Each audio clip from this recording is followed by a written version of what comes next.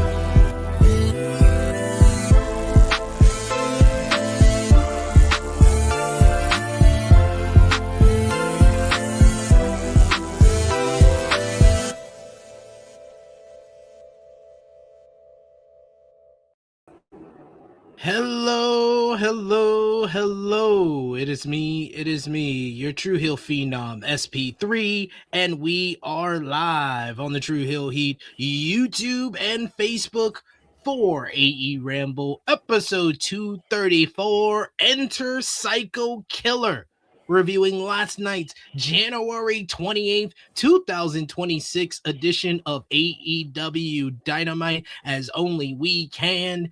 And to do that, I am joined by my esteemed colleague. He is the man of 60,000 subscribers. You go to him for your TV and movie reviews. You go to him for your honest criticisms of All Elite Wrestling and Tony Khan. He is the one, the only. I called him earlier this week the Black Jim Cornette if he was actually non-biased. Jimmy Macram. How are you doing?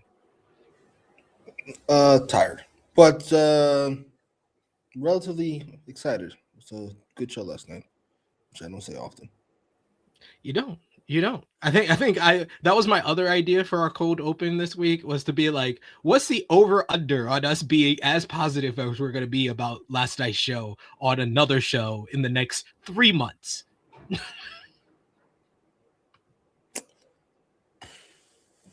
gotta be at 10%. Very highest. Fair, very fair.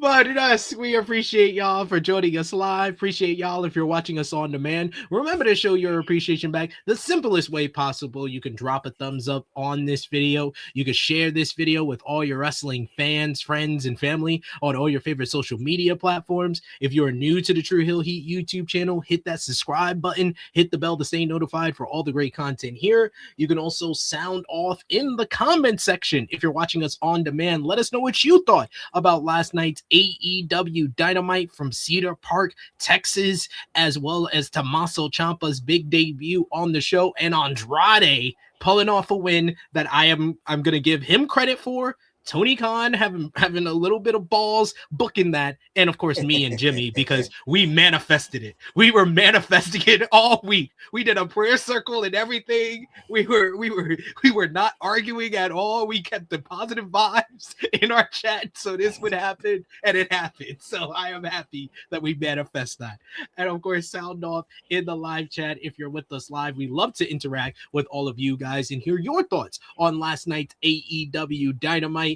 Give us your thoughts there. But of course, if you're feeling generous, you want to give back to what we do here, you want to make sure your comment is highlighted on screen, you can send a super chat donation.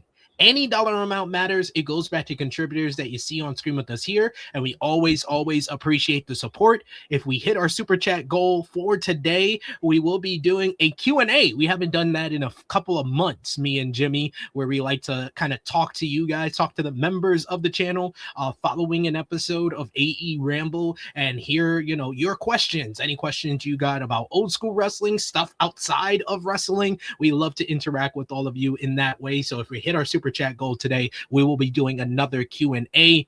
We got in the chat with us today King Potate. He says everyone has a price for the $1 billion man, Tony Khan DiBiase. I mean, after seeing the number Hobbs got, I can't imagine what AJ Styles number would look like. He might jump out the building. He might be like, I ain't even see this when I went to Saudi. Like, what? I was about to say, yeah, he's got Saudi money. Whatever he wants to do, I'm fine with it. He's earned it. Yeah. I just think that the conversation has become this with AJ because of the wording of the promo on Monday when he said Gunther's trying to end my WWE career. If he just says career, I don't think that it would be getting this much traction, the talks. No, not this much. That's true. Power Driver Finisher is putting it at a 69%. Damn, he went high with that one. Well, it is a nice number. Nice. So I'll say, is that just for the bid? That your actual numbers are?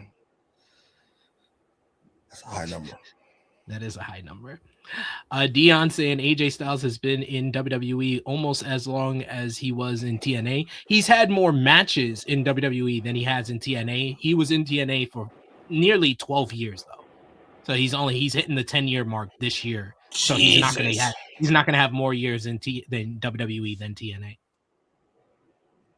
He's had a long ass career. I remember he was in WCW. Yeah, that was like the dying days, 2001. But like he can like be like this generation Jericho, a guy that he interacted with when he first came to WWE, where Jericho has basically worked every major promotion outside of like TNA. Styles can say he has worked TNA, but he's worked WCW, TNA, WWE, Ring of Honor, New Japan Pro Wrestling. The only one really left on the bucket list would be AEW. I think it'd go about the same. A great couple years, then a not great couple years, we'll say. I think he's not even going to leave it to that. If he comes to AEW, it's either a per match contract, in my opinion, or he's doing 1 year. See, this is what I don't get. This he can't have no restraint and go to AEW and then all of a sudden have restraint. That's not how money works. He's like, I can make the best money possible in my final year and actually have some type of control in my booking. Sign me up. I'll stay here forever. Yeah, no one knows. Yeah. Look at the people that he could face. I think he's got like 4 or 5. Someone tell me in the chat, but look at the people he could face that he's talked about facing all these years. Omega, him and Omega have history with one another, but they never really have faced each other in their individual primes, really. Same with Will Ospreay. Will Ospreay that he faced back in 2015 is not the Will Ospreay in 2026. I think like if he comes to AEW, I think one of the specific things he's coming for would be to reunite with the Bucks and do like 6-man tag, do a 6-man tag or do a couple of 6-man tags with the Bucks. And he's coming for a retirement match with Joe. That'd be fun. Yeah, there's 4 or 5 AJ Styles matches I would like to see. The Bucks are not one of them. Ricochet is not one of them. Good Lord. Moxley is not one of them. Could we stop? I was in it for a half second. I'm over it. Takeshita is one of them for me. Yeah, Takeshita, Fletcher, Omega. Ooh, Fletcher. Assuming he's away from the TNT title picture by then. The fuck is going on? Okada would wake up for him. Okada would give a fuck. Eight. He would give at least an 8 out of 10 for AJ. We got King Davion in the chat. He says, "What's up, y'all? My shadow knows my story. So happy for Ciampa." That theme song, yo, I love it. I really.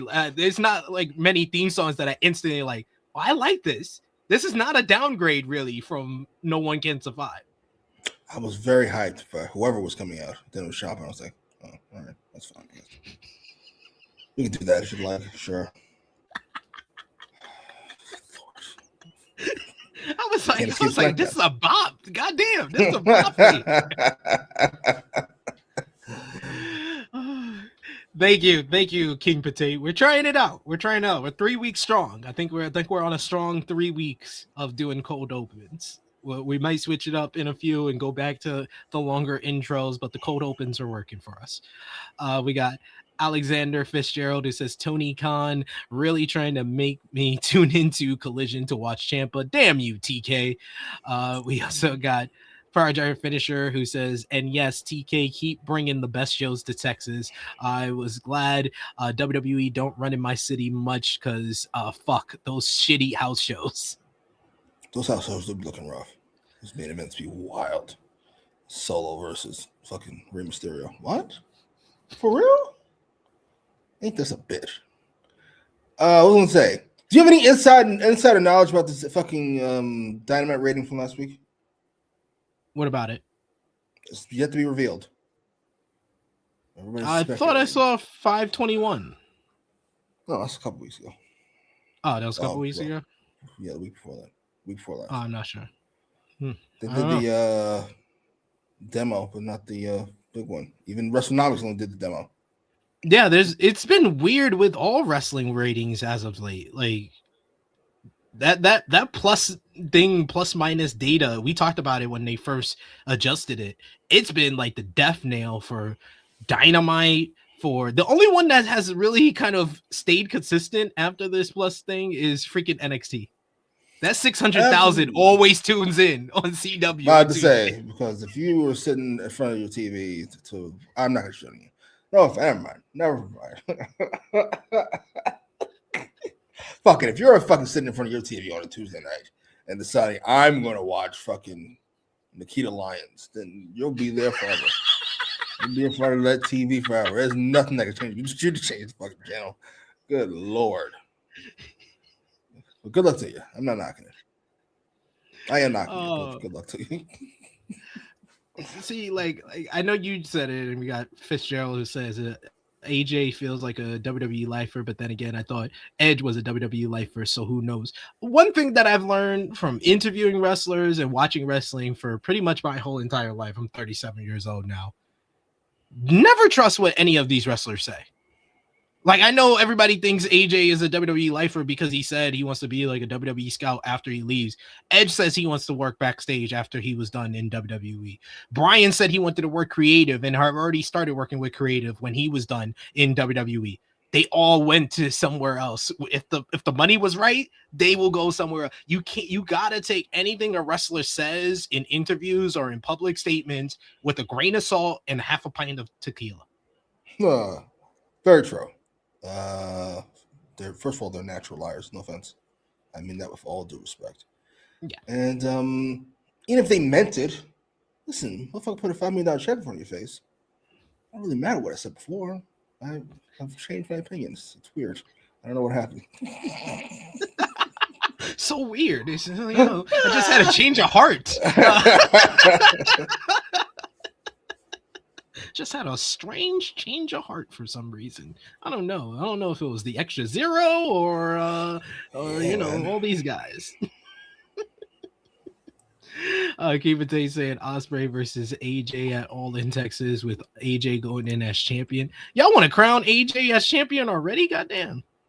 I love that. Everybody, we need a youth revolution, fucking AEW. Then as soon as somebody comes available, oh, never mind. This 40-year-old nigga with the belt. 48. 48. Jesus.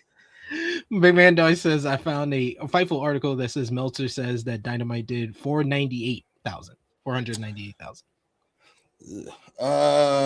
That makes sense because we're starting to go a bit hard on these Dynamite lineups. I'm pleased. Hope the rating is slower. He's gonna keep bringing it with these lineups.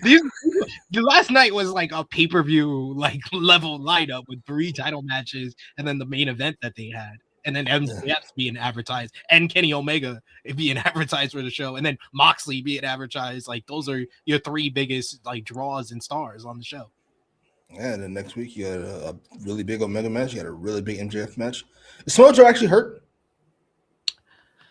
I mean, I can only just go by what they said on Dynamite, but I did have that kind of question in the back of my mind as well, because it seemed like very strange. But no, I do think that if he wasn't legitimately hurt, they were going to do Hangman and Joe for Hangman to qualify for Australia. That's what it seemed like they were going to, because Hangman kept telling like, I'm going to take everything away from you, Joe. It felt like they were building to another rematch between those two. Then felt there's a piece missing in this puzzle, so I'm assuming he's actually hurt. Pardon me. Tony Schiavone did a terrible job at explaining what's going on. Could you please explain for the folks what the fuck's happening? So we'll get into the show here right now. I don't think there's any other news for us to touch on. So let's talk about the January 28th, 2026 edition of AEW Dynamite. It was from the HEB Center in Cedar Park, Texas, just outside of Austin. What did you think about the crowd last night on Dynamite? Good crowd. They always do well past the Mason-Dixon line. No, one of the greatest lines that Jimmy has ever said on AEWramble is Dynamite always brings it, and the crowds are always great in the slave states. That is one of your greatest quotes ever on Ramble, ever on this channel. Period. Continue to prove me right. I heard the MJF line. They were like, he said, what did he say? He said, a liberal man looking like a Nazi. Looks like a Nazi. They're like, ha ha ha! Wait, huh? You too? I like that goddamn. But Dynamite comes on the air and we go right to the action, which I really, really enjoyed here. And especially because it was the music of Kenny Omega welcoming us in. And they're killing it with these pictures of Omega's entrance. He just looks like a god in all these pictures. He comes out to a big ovation from the crowd. Excalibur welcomes us. He's alongside Tony Schiavone and Taz, the worst possible three-man announce booth. And already in the ring is Rocky Romero of the Don Callis family, which you knew what was about to happen here. Omega quickly gained control with the slingshot dive to the outside. Excalibur, as he was going over things, he did mention at this point that Samoa Joe suffered an injury during training and isn't cleared for action this week, as Taz wishes him the best of luck and wishes him well and says that he would have been back in the AEW world title picture if he wasn't hurt. We get a Kataro crusher and then a running facepalm slam by Omega, leading to Romero briefly taking a powder and then getting a cheap shot. He hits a running sliced bread and kept himself in control. Then he did the locomotion corner charges and connected a few times before Kenny derailed him with a big boot. Romero escaped a snapdragon and hit a rewind kick. And instead of keeping on control, this loser decides to do the hockey, the soccer celebration where he looks at the camera and he slides down like he just hit a goal in celebration. Kenny recovers and gives us one of the best viral memes that we've seen on AEW, where he just clobbers him with a V trigger to the back of the head. He hits the snapdragon. He then hits another V trigger flush, and then Kenny was like, you know what? Even though you're a jobber, I'm still going to hit you with the one wing angel. 1, 2, 3. Kenny Omega gets the win in just under 4 minutes, 3 minutes, 45 seconds. Quick, easy. This was a fine squash match to me. I enjoyed it. And then we got the confusion from the very well-dressed, I will give him credit on something. He was very well-dressed with a matching yellow tie and yellow Nike sneakers. Tony Schiavone joined Kenny Omega in the ring post-match. He talked about all the possible challengers for MJF's AEW world title. And he said that the other contenders are Swerve Strickland, Hangman Adam Page, Andrade El Idolo, and Samoa Joe. And he says that 2 of the top contenders will face each other at Grand Slam Australia, with the winner of that match receiving an AEW world title match against MJF at AEW Revolution on March 15th. The winner of Andrade versus Swerve Strickland tonight will face Omega next week in Las Vegas to determine one of the spots at Australia on February 14th. Omega gets on the mic and he says he hates to repeat himself, but AEW is supposed to be where the best wrestle.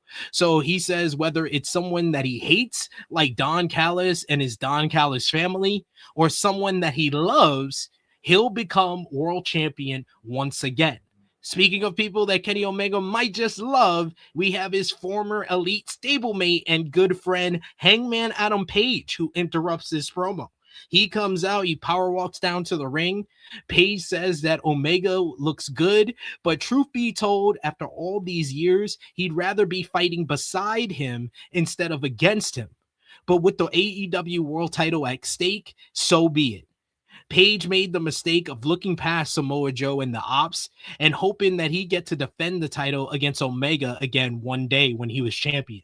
But due to a kick in the balls and then Hook screwing him over, things are different right now. As much fire and passion as Omega has, so does he, and he will not be the next AEW world champion. He says, nor will it be Andrade, nor will it be Swerve Strickland. The next AEW world champion will be Hangman Adam Page.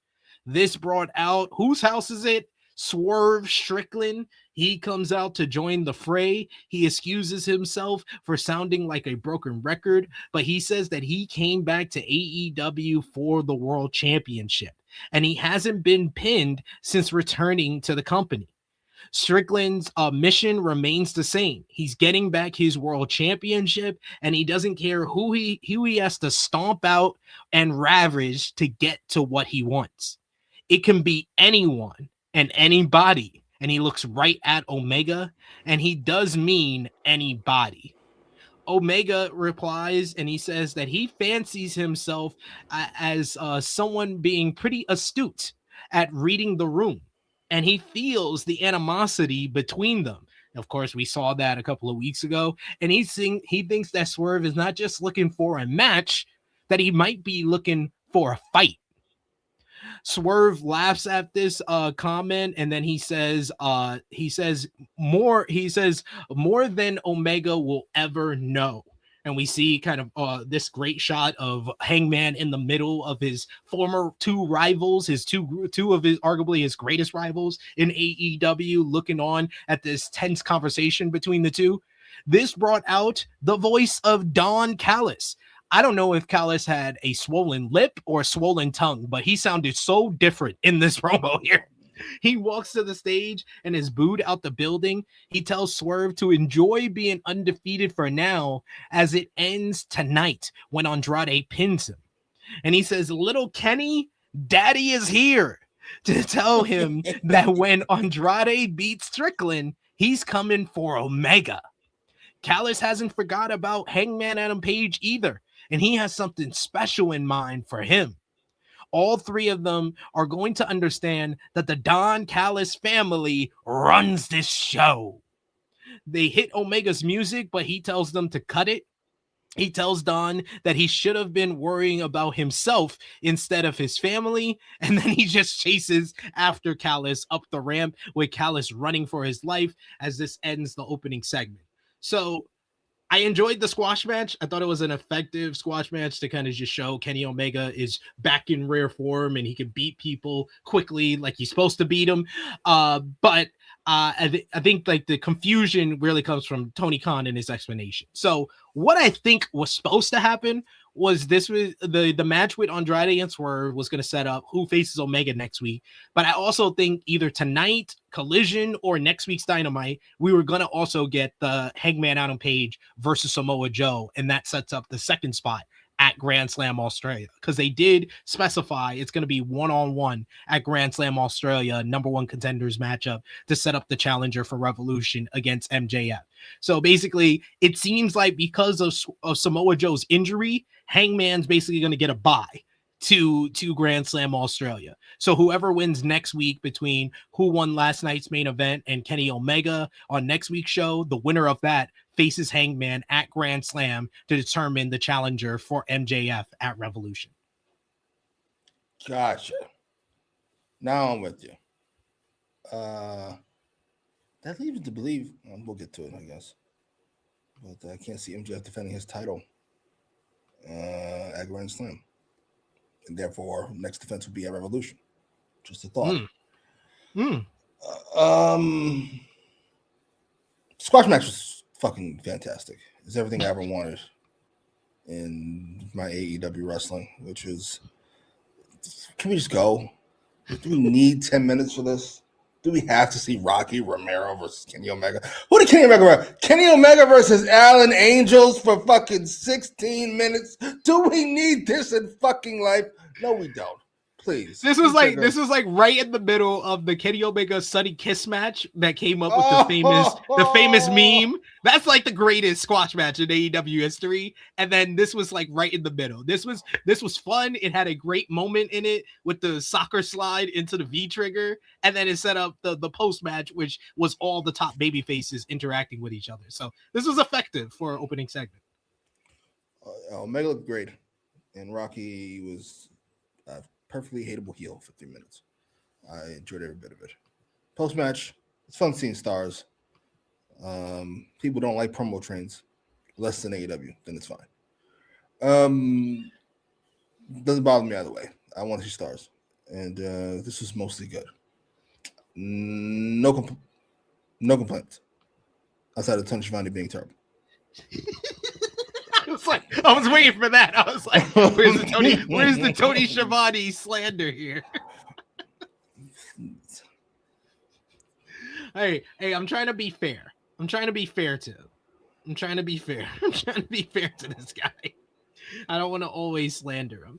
I thought that Rocky was great in his role here. We got Fitz who says Don Callis' tooth popped out during this promo. Maybe because he sounded different on the mic. I was like, what is going on? He did sound weird. I saw earlier, I think it was Josh D from CT who said the contender stuff is convoluted. Yeah, he said good show, but not gonna front. The title picture is complicated as fuck. I think it's only complicated because Tony Schiavone was asked to explain it. Yeah, I don't know if it needed an explanation. I thought the way they did it last week with these people have to win worked for me. And then some people are going to lose in the next few weeks. It's going to clarify itself. So they do fucking whatever. Yeah. I enjoyed it. We got Power Drive Finisher with a difference of opinion. He says, what a waste of a squash match. I know there's the one meme spot, but yeah, I like squash matches, just not from someone who I want to see more of. You want to see more of, Rocky? I'm about to say, I assume that's Omega. I hope it's Omega you want to see more of. Please. But you didn't need to. I think this was just an effective way. This was really to get to the post match, which is setting the stage for the Contender series heading into Revolution. So I want to see more of Omega. I'm going to get that next week with the Contenders matchup. Kenny Omega and somebody next week. Love that. I wonder if he's feeling better, or if we're heading towards the end. He wants to get everything he can in. Because I think this is the first time since early 2023 where Omega worked back-to-back Dynamites. I think the last time he worked back-to-back Dynamites in matches was the Vikingo match, and then the next week where he faced Jeff Cobb. Wow. Okay. I'll be nice. I'm sure you're getting paid well, sir. Enjoy the paycheck. I never liked you, to be fair. Sorry. I haven't turned on you. I just never liked you to begin with. Yeah, I'm happy to see Omega. It's about time he got treated. Well, he's not quite being treated like the Roman because he's working, but you are being treated like the star that you are. Good for you. It took a while. We got Big Man Dogs who says I would have liked Andrade here. I think Andrade is not suited for this style of segment. That's why Don Callis came out to represent him. Yeah, I was going to say he could stand next to Callis, but if you do that, then Omega can't chase after him because you can't have Andrade run away. That's disgusting. Exactly. Yeah, I'm with Big Man Dogs. I agree with Big Man Dogs here. I want more short matches. This was a great way to highlight Omega without giving away too much. What the fuck is this? Because you put the thumbs up.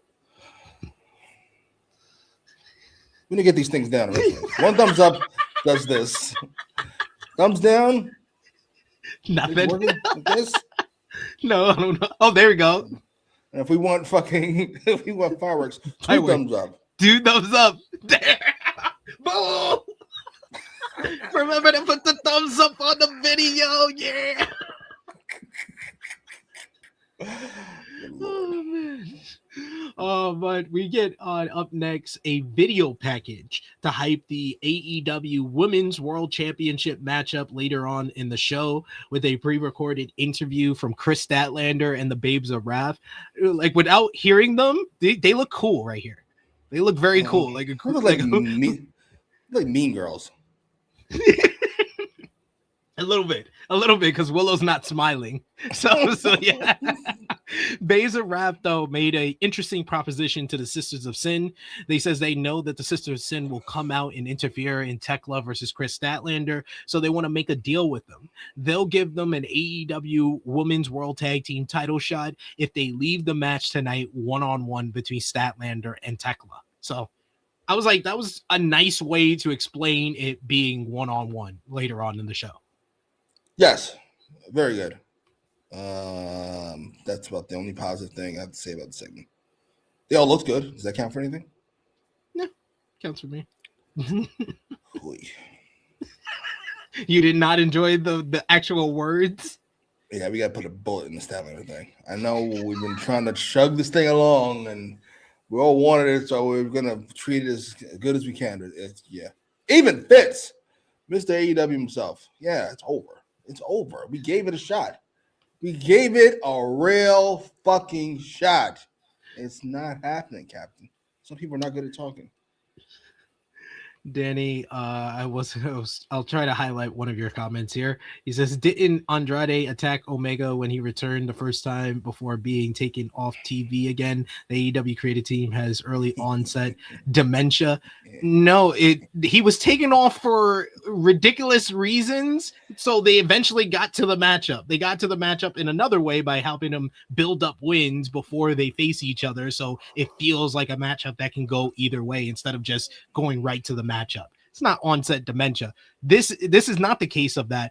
With the Don Callis family storyline, that is more of a case of onset dementia where they just forgot about it for a month and then it came back to last night. Let's go to the next matchup. You got AEW Continental Champion Jon Moxley. He is out for another eliminator matchup. He's facing the Bang Bang Gang's Ace Austin. We get Renee Paquette with one of her pre-match silhouettes, soliloquies talking about the matchup where she puts over Austin's run on Collision and says that this is his AEW Dynamite singles debut. He was going to be in the matchup with Austin Gunn against Proto Shida last week on Collision, but due to travel issues that had to be switched, which explains the Billy Gunn edition. So he gets a big opportunity here where he gets the opportunity to get a shot at the Continental Championship if he lasts the 20 minutes or if he beats Moxley here. As soon as the bell sounds, Moxley does his best impression of Marina Shafir and boots down Ace Austin. We get some corner chops before Ace is able to use his speed to get back onto his feet. He ramped up some strike exchange, but was sent to the apron, but he slid back inside for a Casadora arm drag and a handstand into a PK on the apron. Moxley tried to create some distance, but Austin was in hot pursuit. Austin controlled most of the break, but Moxley quickly turned things around when we returned from commercial, taking Austin up in the corner and with his signature back rake, and then he hits a superplex. We get a kitchen sink and then a pump knee, reverse DDT, and then a leg drop combination rattled off by Ace in response as he repeated corner clotheslines led to a springboard attempt at one. Only Moxley took his head off with a lariat of his own. Both trade a series of pin attempts, and Moxley just gets up and staggered Austin with some big forearms. Austin then swung for the fences with a great-looking roundhouse kick and got a near fall off of it.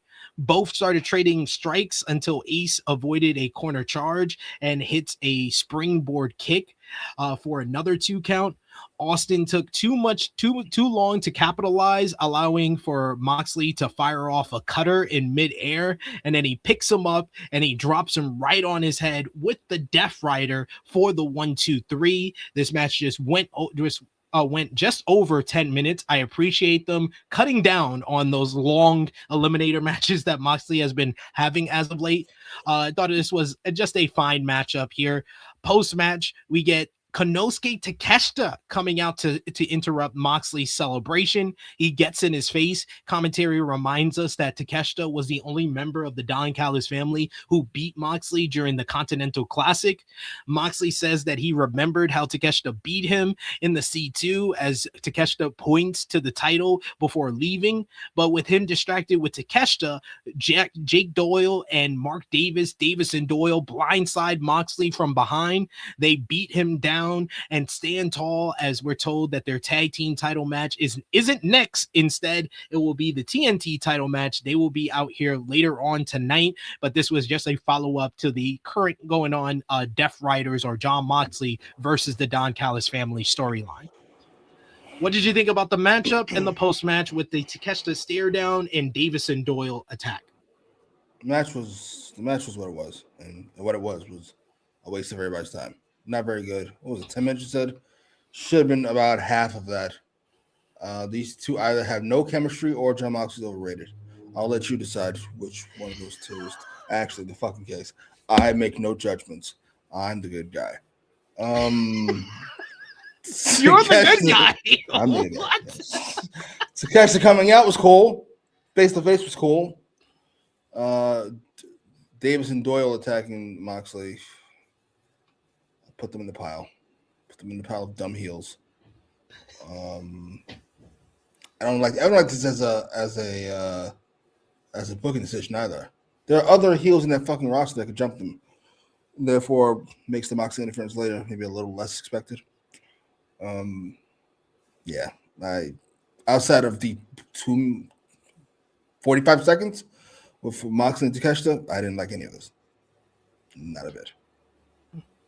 I liked it more than you, but not by much. I think that this is, like I said, I really like the squash matchup. I would say that this was probably the lesser. This was the worst match on the. I don't think it was a bad match. I just think it was the worst match on the show. That's a good way to put it. I thought it was a bad match. You are just down on Jon Moxley ridiculously right now. This nigga, just every week we have to sit through his fucking horseshit. What the fuck? Why? Egomaniac. Let things go. Where's Gunther? Get rid of this motherfucker. He's one of those old timers chasing for his next moment. Good Lord. Glad you're keeping the same energy. Hey, Seth might come back at the Royal Rumble. You never know. Coming back. Which means he's going to get Braun and Seth the Mania. Which means Roman's looking for another day. I'm telling you. You guys keep fighting it. You think it's Roman and Punk at Mania? Yeah. What would be the best move after Cody is I'll say it. Them two niggas conspired against The Rock a couple years ago, and now them two niggas, Cody and Triple H, conspiring against Roman. Fine. I'll wrestle Punk. And you can have the opening match. Yo, it really does feel like that. Like Cody did not want a job to Roman at Mania, and we like they put it right in the open at Unreal. Why does Cody need to know about Seth's injury? Like, is he that much of your guy? Like he is what you and Vince's relationship was. Now you got that with Cody, basically. Yeah, that's fucking weird. Cody needs to know you're a guy. We just wanted to let you know. What the fuck? Just know that we're gonna have Stephanie BDO for the belt. In case I didn't want you to not know, man. What the fuck? Give a shit.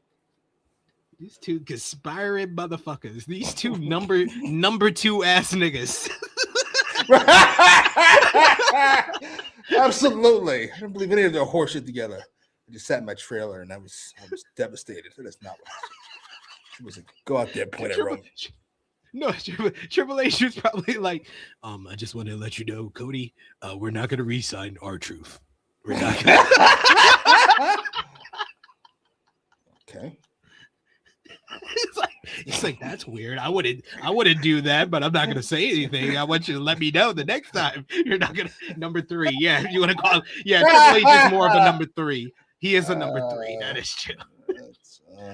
Oh man, it was funny because someone was talking about how Triple H wasn't that big of a part of like the Attitude Era. Just trying to shit on him because he's on like 3 of the covers for WWE 2K with the Attitude Era edition, the Monday Night Wars edition, and the Triple H King of Kings edition. So they were shitting on him, and they played a little clip from the Corporation versus DX rivalry when DX basically did their parody again, where Triple H dressed as The Rock again, did blackface again. This is when Shawn Michaels shits on him. Yeah, Shawn Michaels shits on him. He's like, this guy's never going to be a main eventer. He only hangs out with the world champion. With the main eventers. I really wish they could have been friends, Shawn and The Rock. They were the perfect kind of douchebags. Yeah, big man, I'm with you. I'm with you. I agree. They're pretty fucking stupid. I agree. Like DX was such a huge part of the Attitude Era. Like I didn't agree with that argument at all. Like, yes, he doesn't become a main eventer until like 99, 2000, but that doesn't mean that what he did in 1998 doesn't mean anything. Like DX versus the Nation was the second biggest draw in the company at that time. Yeah. Assuming we're erasing Vince from history, which it appears like we are, or at least trying our fucking best, He's easily the third most important person in that era. It is what it is. Argue with somebody else. Vince would be number one, but Vince is out. So it's Austin Rock, and there's a big ass gap. And it's Triple H. Sorry. Yeah, I agree. It's like, I think you could put like Triple H on like the same tier as like a Mick Foley, Undertaker, those guys, where they were like, each of them played that number 3 role during Austin and Rock's prime years. Yeah. We got our first super chat donation from our main man, Dion Jenkins. Thank you so much, Dion. Y'all know the deal. He is the first super chat, so he gets the mic, so he can. Speak, bitch. Come on now. Oh my God, Siobhan. What the hell is wrong with you? Come on now. Dion says, oh, man. Now y'all got me thinking Gunther is going to have a field day with Jericho. Oh, he's definitely getting when Jericho wants to call it a career. I hope so. I like this bit for Gunther. Yeah. And I think get a good match out of Jericho. Who's not so bad as a stand there and take offense guy. Yeah, I agree. I definitely agree there. We got here Big Man Dogs. He says, I feel like there's been a bit of DX overcorrection. They used to be overstated and now people do the opposite due to overexposure. Yeah, it's like DX got way too much credit when WWE did like the Monday Night War series and they were like, yeah, DX was as big or bigger than the NWO. Like, get the fuck out of here. What the fuck are y'all talking about? That shit was hilarious.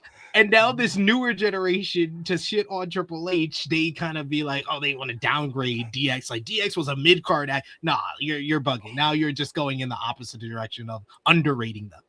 Yeah, it is what it is. I mean, Triple H brought most of them himself. But yeah, the Razor shit was fucking hilarious to me. Triple H is just an egomaniac. You know, as far as merch goes, if Austin was 1, we were 1A. 2 is the number you're looking for, sir. and even then, you were still number 3. Like once Rock started making merch, you were down to 3, sir. Like what? Fucking hysterical. Oh man, he's too funny. We got Dion with a super chat donation for us as well. Once again, thank you so much, Dion. So everybody must listen up, you prick. Dion says the country came out of Tony S with that. Come on now.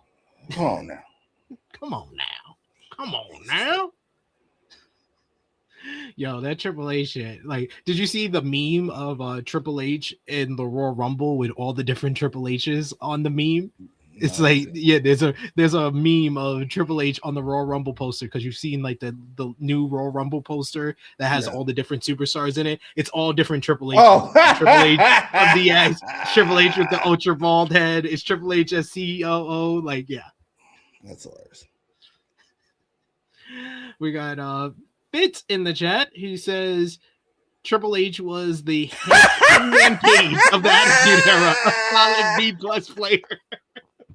Thank you, sir. Appreciate you. I don't like y'all. Y'all continuing the bit from last week.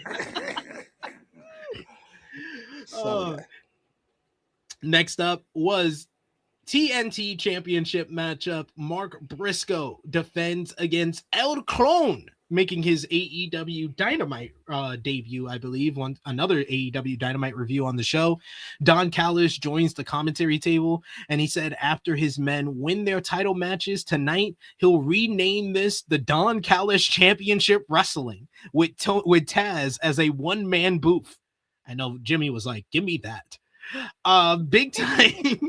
Big time back elbow by Clone early on, staggering Briscoe in the early going as a chop could be heard over the entire arena. Briscoe floated over in the corner and took the brawl to the outside, getting his receipt with a hard chop of his own. They were really kind of putting in the throwing leather here with the stiff shots early on. Briscoe chucked the chair into the ring, tried to leap off of it, but Clone was able to return it and flipped it over, missing Briscoe while he tried to launch it at him. Then Briscoe fired back with a huge lariat, clobbering Clone, and then he hits a baseball slide and then the blockbuster from the apron. Taking too long and playing to the fans does Briscoe, so Clone was able to trap him under the ring skirt and hits a big sliding boot to the face.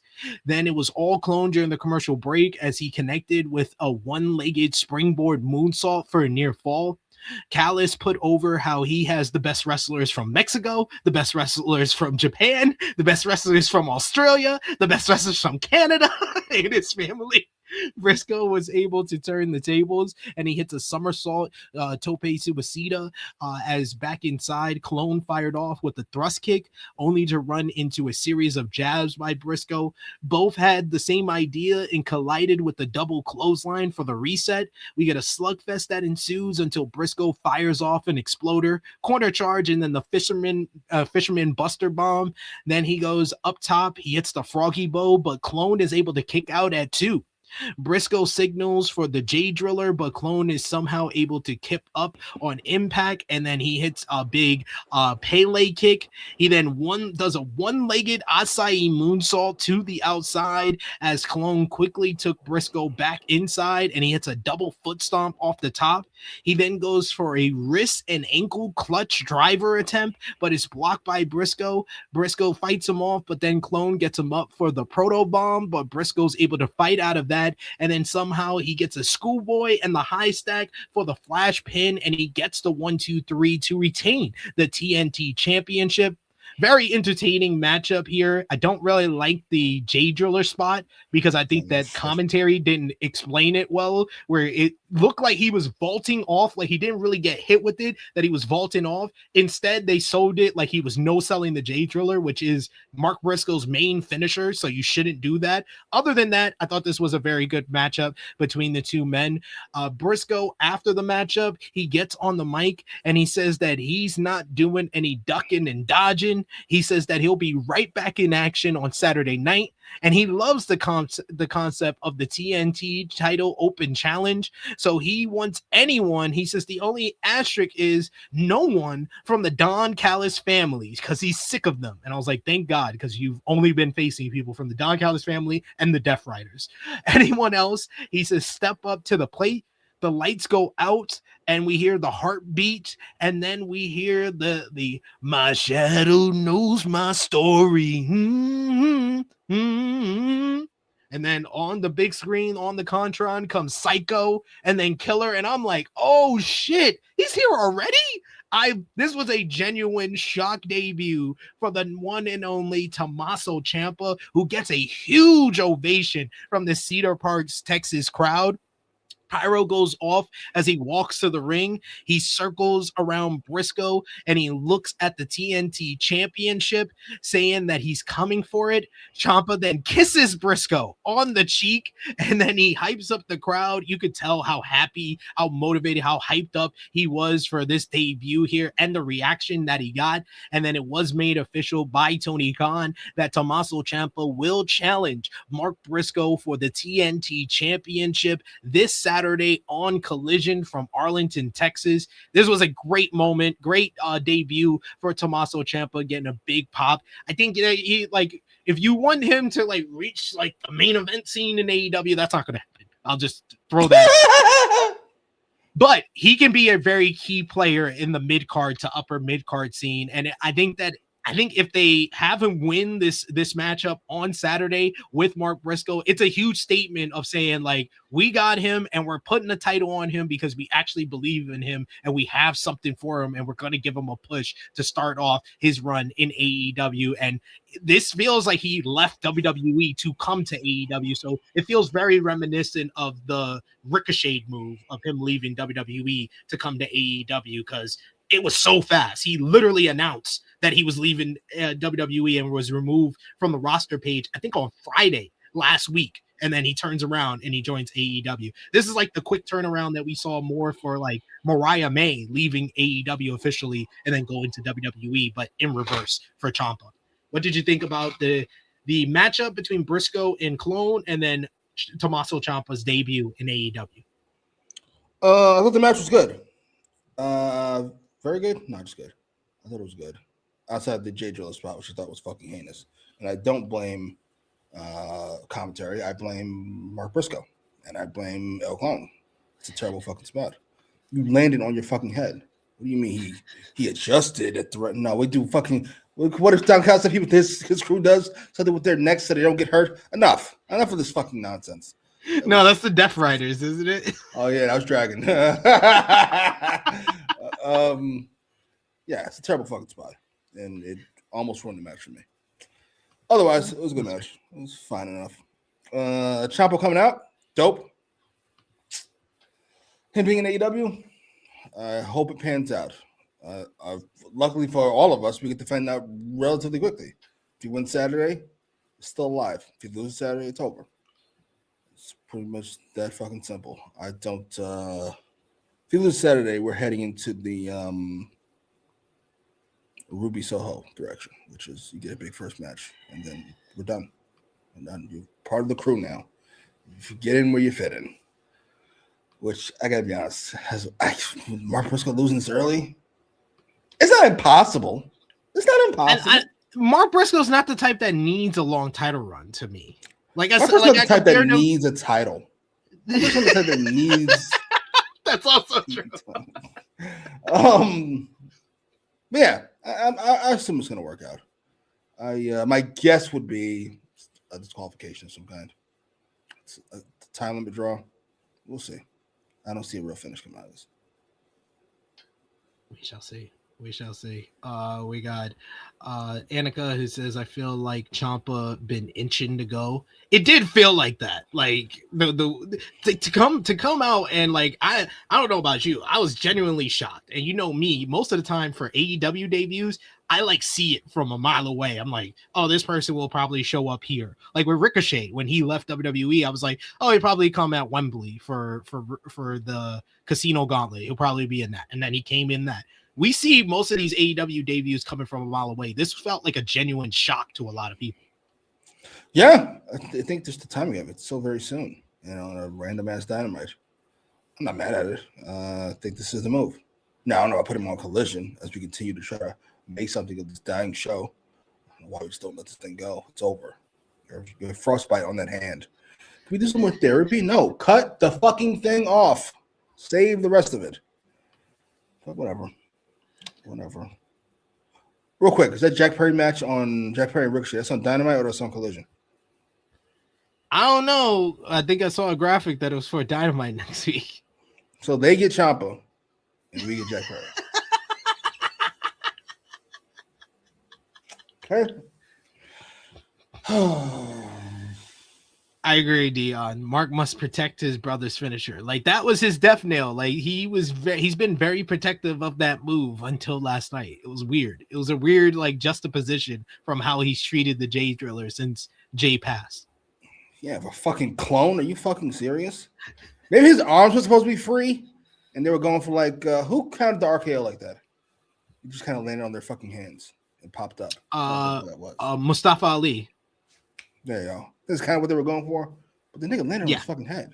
What are we talking about? Jesus. Yeah, we're all in agreement that Ciampa needs to win. You need to make a statement as well with this signing. Like, and this could be like you're making this move not only to please like Ciampa, but to please other people in WWE that are frustrated and think they can have a better position in AEW. Right? This is who do we say that about in coming over from AEW WWE? I forgot who it was. It was like, yeah, this is the move. Oh, Ethan Page. Yeah, it's like, yeah, look, if you come over, we're gonna take care of you. You'll be all right. Yeah. So I think this would be the right move, and I think he's a great heel. Like he has the promo chops to do it. He comes off like the psycho killer character very well. I could see him like being like a fringe Dynamite main eventer, but not like a pay-per-view main eventer or world title division. But having him get the TNT championship and having a solid run with that, even if they wanted to continue, like you had Briscoe kind of introduce that they're going to do like a TNT Open Challenge, it should be Ciampa wins and then he does it himself. He does the TNT Open Challenge. He failed to win the US Open Challenge, but then he comes here and he's the runner of the TNT Open Challenge. That could be fun. He's a he's a very good wrestler. And he's got a great look. He can talk. I'm a fan. And like Big Man Dog says, I was shocked that him and Mark Briscoe eye to eye. I was like, oh wow. You're not tiny. I thought you were tiny. My apologies. You're not as tiny as I thought. Good for you. Yeah, they also have the history from Ring of Honor. They faced each other before in Ring of Honor back in like 2013, 2014. So I hope you beat Mark Briscoe, because otherwise Ring of Honor will be your future. Good luck to you. You don't want to. I know Tony probably paid you. If he's paying Powerhouse Hobbs that, you probably got at least half of that. Half of that money from Hobbs. He gave it to Ciampa. Absolutely. Gotta beef up our Ring of Honor division. Imagine that's what it's main for. event guys. Then we get Renee Paquette. She's backstage and welcomes in Kyle Fletcher. She says at his request, Kazuchika Okada is here. As the international champion wants to talk to his Don Callis family stablemate. He says that he heard him talking to Don Callis about Okada using the screwdriver at World's End in his match, and he took it before Fletcher could use it in his. So he says that he did not want that to happen. He wanted to face Fletcher in the finals of the Continental Classic. So he says, because I hurt you, I'm sorry. Fletcher says that it takes a big man to admit his faults, and he accepts his apology. They both shake hands as Fletcher walks off with Okada staring him down. I was fully confident that Okada was going to call him a bitch after he walked away, and he didn't. I was like, oh, Okada's actually sorry. Or Okada is just, it feels like Okada is intentionally trying to make sure that Fletcher is on side because he knows he don't fuck with Takeshita, and he knows that would get under Takeshita's skin. This is just another ploy by him to get under Takeshita's skin to get close to his best friend. I heard you were talking to Don Callis. Nigga, that was 7 years ago. What the fuck are we talking about? What is this conversation? This is literally the segment that we asked for like 3-4 weeks ago. What the fuck is going on? But hey, it happened now, and it's sure. It works for me mostly. I'm curious where it goes, which is the best you can ask for. Do like Okada apologizing, because you know he's full of shit. He always is. So there's some type of purpose from apologizing, and we find out what it is later. Love how Takeshita has no finesse, no finesse of any kind. You're disappointed. It's like so disappointed. And like he did know, he doesn't watch the show. He clearly does not watch the show because he did not know until Don said something. King Mate says Okada's English is greatly improving. I'm genuinely impressed. Yeah, this was one of his like longer, like even backstage promos that he's done where he spoke like fully in English. Yeah, it was pretty good. Yeah. A says Kyle don't trust Okada. I don't know. I think he does. Why not? He forgave him very quickly here, so I can't say that he doesn't. He didn't show any signs that he did. Power Driver Finisher says, first time I see so much emotion of regret and sorrow in Okada. What a sympathetic unit.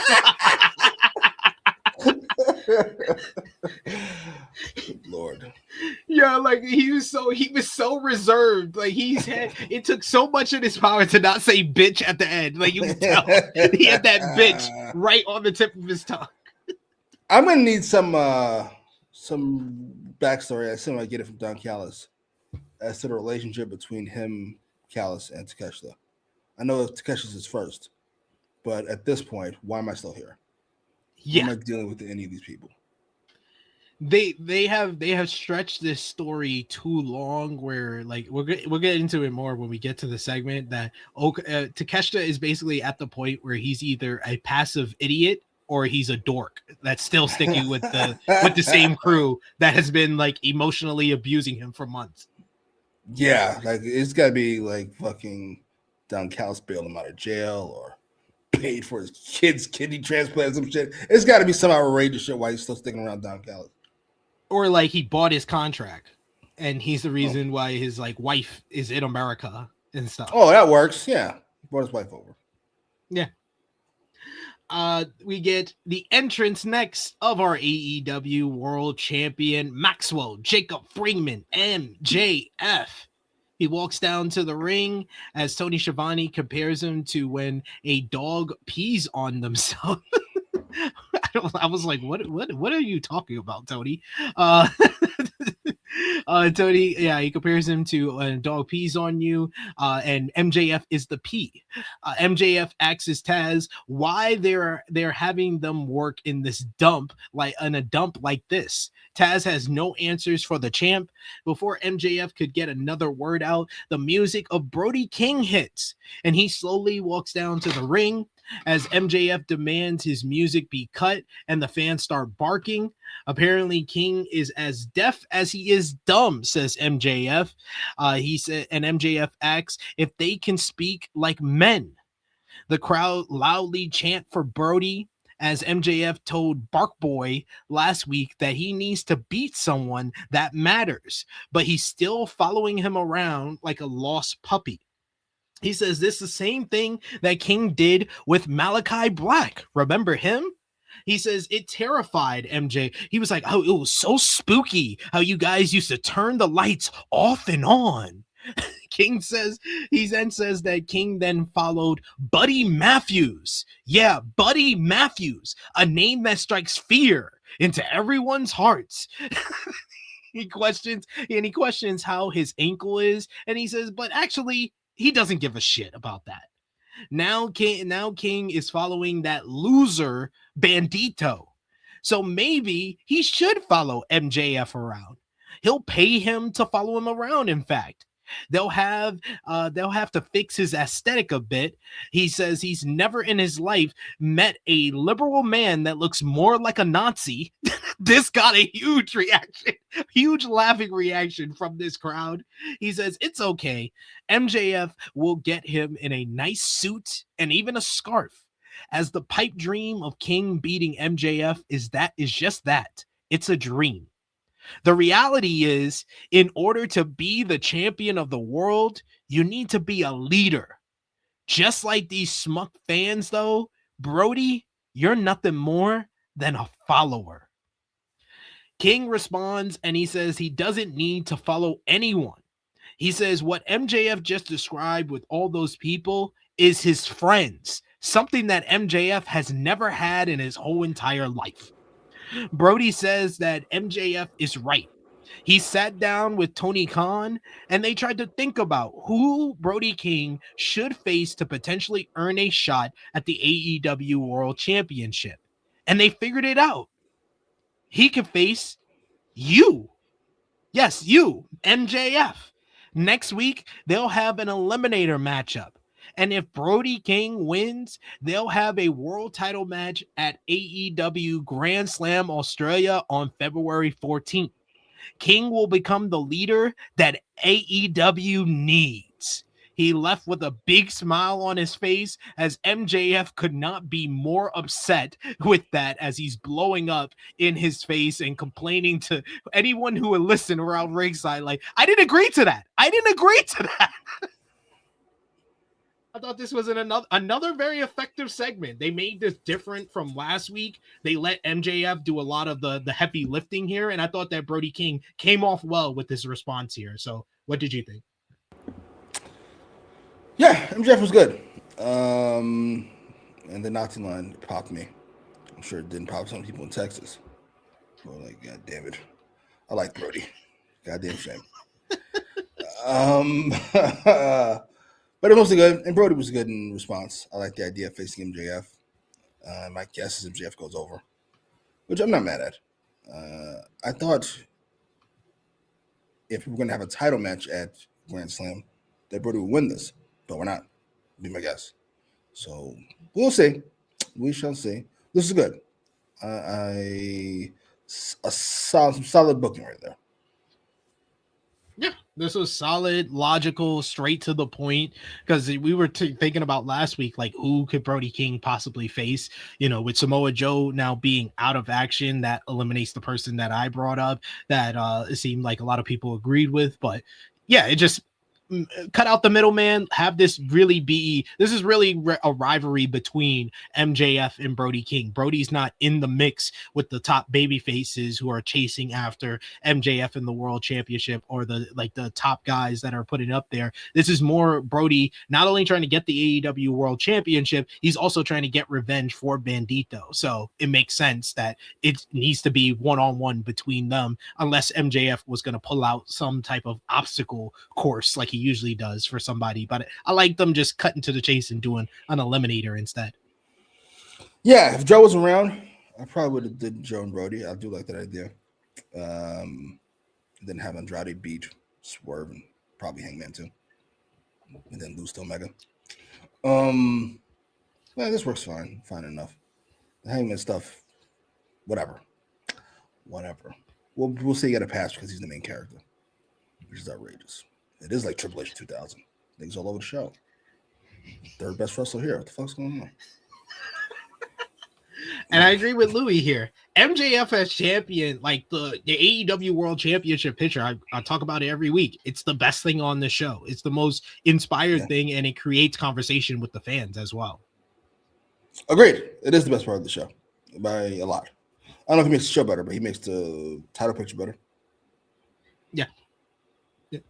At least a lot of these shows have some type of like narrative focus. There's a number one story, and it's everyone's chasing after MJF. That's the number one story in AEW right now. Indeed. Next up, we get a video package from the Young Bucks. Matt and Nick Jackson are shown. They says that they had a little bit of a humility that they had to go through, and it helped them. Now they are going back to their roots. They're going back to the tassels, to the super kicks, and the super kick parties. They challenge any tag team to face them next week in Las Vegas, as they want to cordially welcome them to the super kick party. This was short, sweet, to the point. I like this. I thought this was a good use of pre-tape to set up a matchup for next week. I know you didn't, probably. Yeah, I thought it was fucking heinous. Fucking heinous is ridiculous. That is ridiculous. Sometimes power trips don't work out the way you want them to. It's like, so that's why you're good again? Because it just didn't work out? I love that. It's terrible baby faces. Good Lord. We're going back to our roots, the tassels. Two grown ass men. What the fuck is going on here? But it was short, so I'll take it. And we'll get a match next week. So you get to see Nick. That's a win.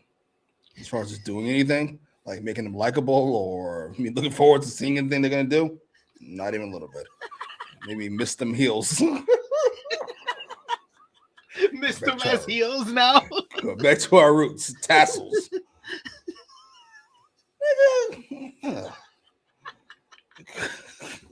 This is the Young Bucks that you love, sir. This is the Young Bucks you wanted. What the fuck is going on? Who thought that was a good idea? How long have you been babyfaces? A month? Since Full Gear. So like 2 months. You got a promo. Good Lord. All right. Why is everybody so delayed on the show? Callous family, Young Bucks. Yo, it's like they're following up on all the stuff they forgot about from like the last couple of weeks. Tony's like, hey, the NFL season's finally over. We can get back to this stuff. Then we get the AEW Women's World Championship matchup.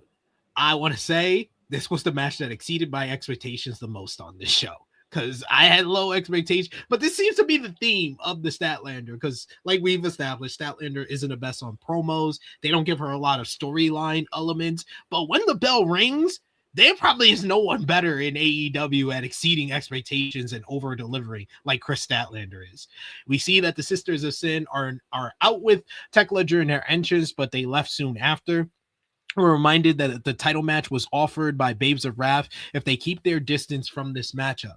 Thekla offered a handshake to start, but slapped Statlander before taking a powder. Statlander had Thekla come to her, and she delivered a leg drop between the ropes. As a result, to the outside, we get Statlander planted Thekla with a delayed vertical suplex, and then followed up with a slingshot into the steel steps, sternum first. Then Statlander posed for the crowd way too long, allowing for Thekla to charge in with a boot, launching Statlander to the floor. We get a double stomp to the back off the apron as we get dueling chants from the crowd heading to the break. Thekla worked over Statlander during commercial break, and then we return with her doing the tarantula head scissors in the corner. But Statlander was able to power her up and then smashed her face first on the top turnbuckle. She built up momentum and got some corner charges, and then hits a spinning fisherman's bomb for a near fall. Then we get Statlander tried for a DVD, but Thekla was able to escape to the apron and then guillotine Statlander. Then we get Thekla rode through on a top rope dive, but Statlander charged and mowed her down with a lariat. Statlander took too long going up top, allowing for Thekla to slap her across the face. She hits her with a big forearm. Then she drops down right onto her ass on the turnbuckle and gets delivering a spider superplex. Black Widow Jones over here, Taz calls her, which was hilarious use of the Jones call. Statlander then rode outside to create some distance, but then Thekla comes out with this big time crossbody to the floor. I thought this was Tekla's best performance in a singles match since coming to AEW. The crowd was into Thekla at this point, especially. Yeah. Statlander was brought back in. She gets a 2 count on her. Does Thekla. Statlander fired off an uppercut and then turned her back to charge, giving Thekla enough time to hit a big spear for the reset as the crowd was loud for this matchup at this point.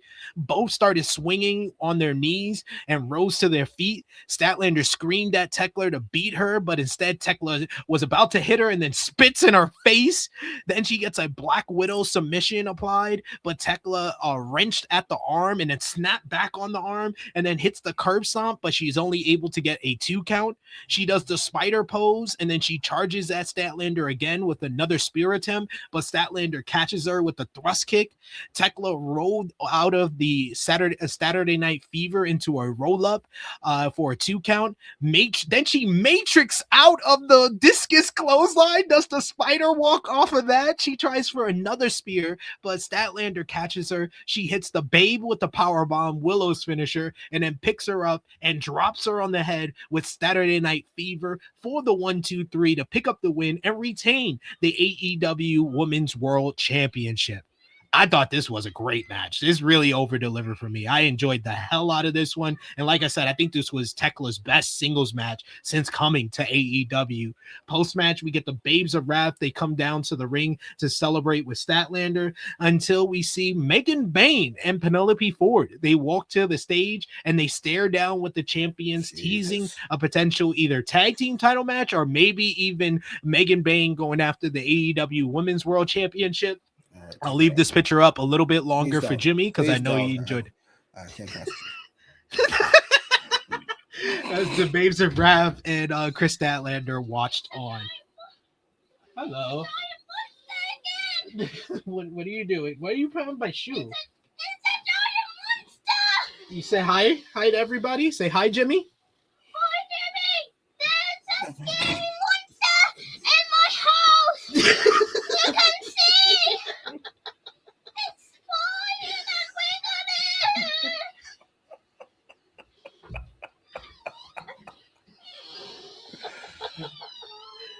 wiggling. It's like a grown foreign lady in your house.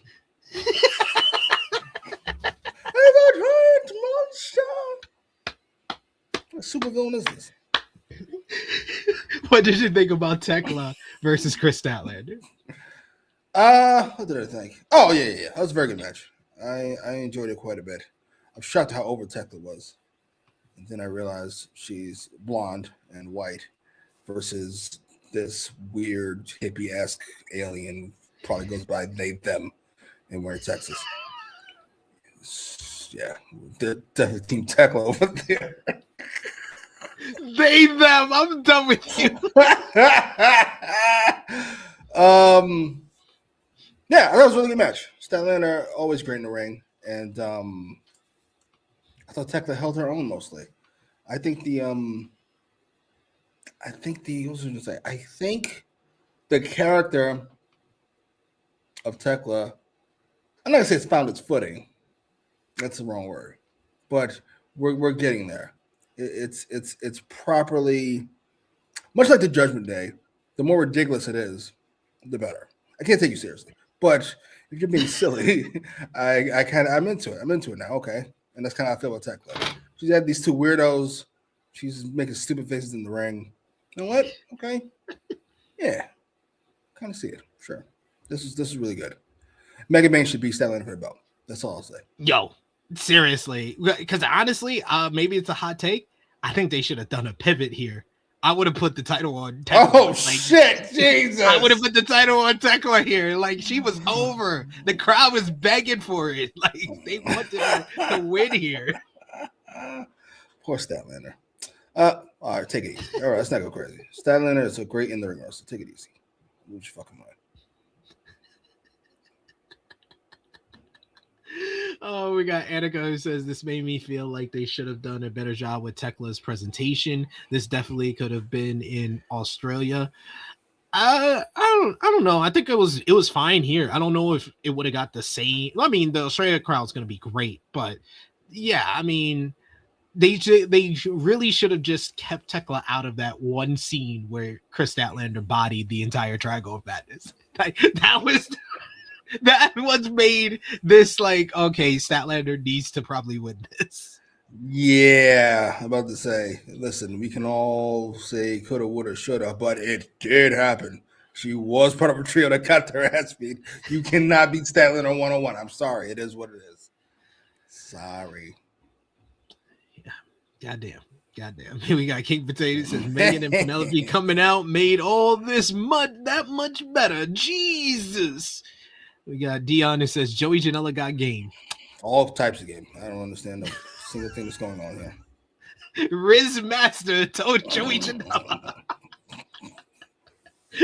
I was gonna say, if we get another interview with Joey before Joey Janela's spring break, I'm gonna invite you on so you could be like, I need to know what's your Riz? What's your Riz? What's your Riz?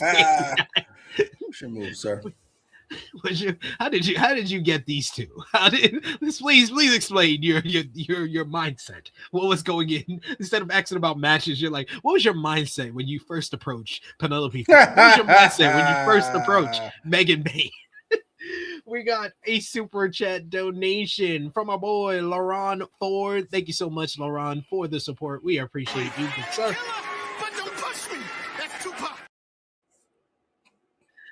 He says that was for the run-in priceless. Yes, she's playing shadow puppets with my shoe. Apparently. Oh, gotcha. It's like, it's a monster. It's a monster. With my boot, basically.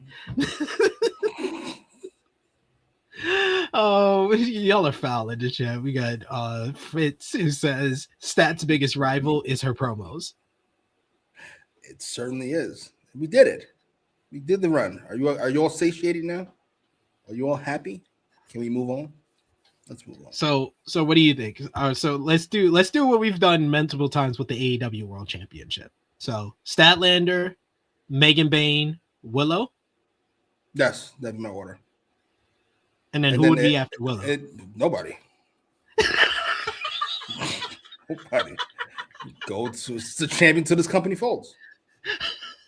I would say Statlander, Megan Bayne, Willow, Mercedes. Yeah, I'm assuming we're paying a lot of money. Sure, fine. Try to get something out of her, I guess. We can do that. I'm not terribly mad at that. Oh, you're ridiculous. Shit, is that true? What? 7 out of 10 former AEW champions never on TV anymore. Britt, Sheeta, Riho. Nyla. She was champion? Yeah. Damn. Okay, that's 4. That's 4. Who are we missing? Thunder Rosa. Oh, shit. That's 5. Holy shit. That's outrageous. This is not an endorsement. Saraya. Wow. Saraya. Yeah. I forgot her. Saraya. Haters on TV. She was just on Collision, and she was in the whole build to the last pay-per-view cycle, so I can't really count her. So that's 6. Who's the last one? Oh, Mariah May. Oh, Mariah May. You're right. Yeah, I didn't even think. Wow. I totally forgot about her. That's whatever the opposite of impressive is. Holy shit. Yeah, it's not a great look. And to be fair, yes, Thunder Rosa was injured, so she just got cleared. Yeah, she was tearing it up before then. I remember they were doing the big thing with her and Mercedes. I remember that. Yeah. Hey, she was involved in the pay-per-view cycle going into AEW All in Texas. She was featured on television during that pay-per-view cycle. I'm not saying she was in anything important, but she was involved on the pay-per-view cycle. They got to improve. This is like the one thing that always needs to be addressed, and we always got to mention it. They are very weak on the women booking, and they don't have enough cycling of talent. There's a good cycle pretty much of talent over the last year when it comes to the men's division. It just is not there on the women's division at all. Yeah, that's due to a lack of time given, obviously, and the roster's not deep either. I'd say the top end is solid enough. Probably the second best in wrestling. I don't know anything about TNA, so I'm going to say second best. Yeah, it's just not enough time given. Yeah, to be fair with Sheeta, she was dealing with visa issues. Unfortunately, even before that, though, she was out with an injury before that too. So, yeah, absolutely. Sheeta visa issues for 4 years, whatever you say. Stop it, Lord! Enough of you people. Also true. It's very hard when they only get 15 minutes to cycle talent. Yeah. Goddamn shit. Need more women's representation in the booking committee for AEW, but if Tony Khan got the final say, it's only going to be 15 minutes regardless. Yeah, we need more women in the booking committee. Bring in fucking Pepper, whatever fucking name is. Jen Pepperman. Her brilliant ideas. I want to see a competition between Jen Pepperman and Alexandra Williams. They only let her have one line during Unreal. It was like, look, we got a woman. We got a woman. We had to say something too. I fire all these people. Lord. Don Callis is backstage with Proto Sheeta. He talks about this was basically like a Don Callis State of the Union address where he told us where all of the Callis families kind of focuses on. He talks about bringing the gold home to daddy. He says Andrade has already made his intentions known and he's going for the AEW world title. Callis told Takeshita that he's already staked his claim and he's going for the Continental Championship, and he thinks that he can get that championship for sure as long as he takes from Fletcher's lead and he does the right thing and he forgives Okada. I was like, what does that have to do with going after the Continental title? At all. No interference title. Yes. He said Okada is the international champion, and if you look up Fletcher's name in the dictionary, you'll find the TNT championship. And bring that title home to the family, whether it's against that ingrate Mark Briscoe or Ciampa. Callis says that he's going to go out and enjoy a martini while Davis and Doyle bring home the tag team titles, and he goes off to do that. Then Takeshita turns to Fletcher and he asks, "Did you really forgive Okada?" Fletcher tries to explain, but Takeshita just walks off looking dejected and disappointed as Fletcher knows he done fucked up.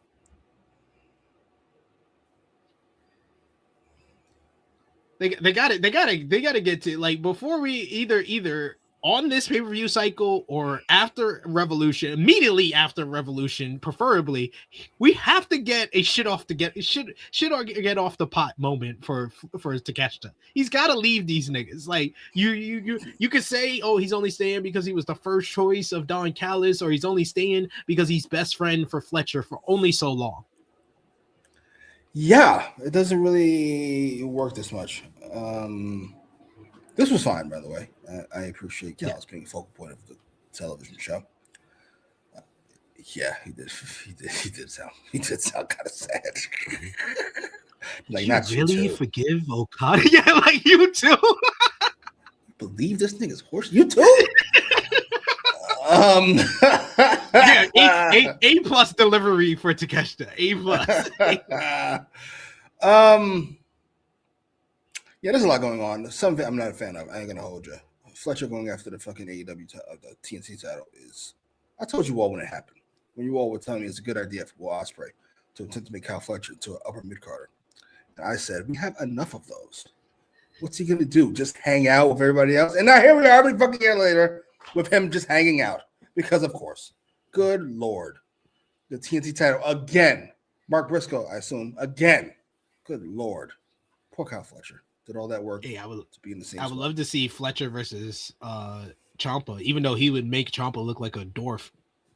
Yeah, let's say that's not the greatest team in the world. But hey, fuck it. We'll see where it goes. We got a couple of super chat donations to go through right now, talking mostly about the women's division, it seems.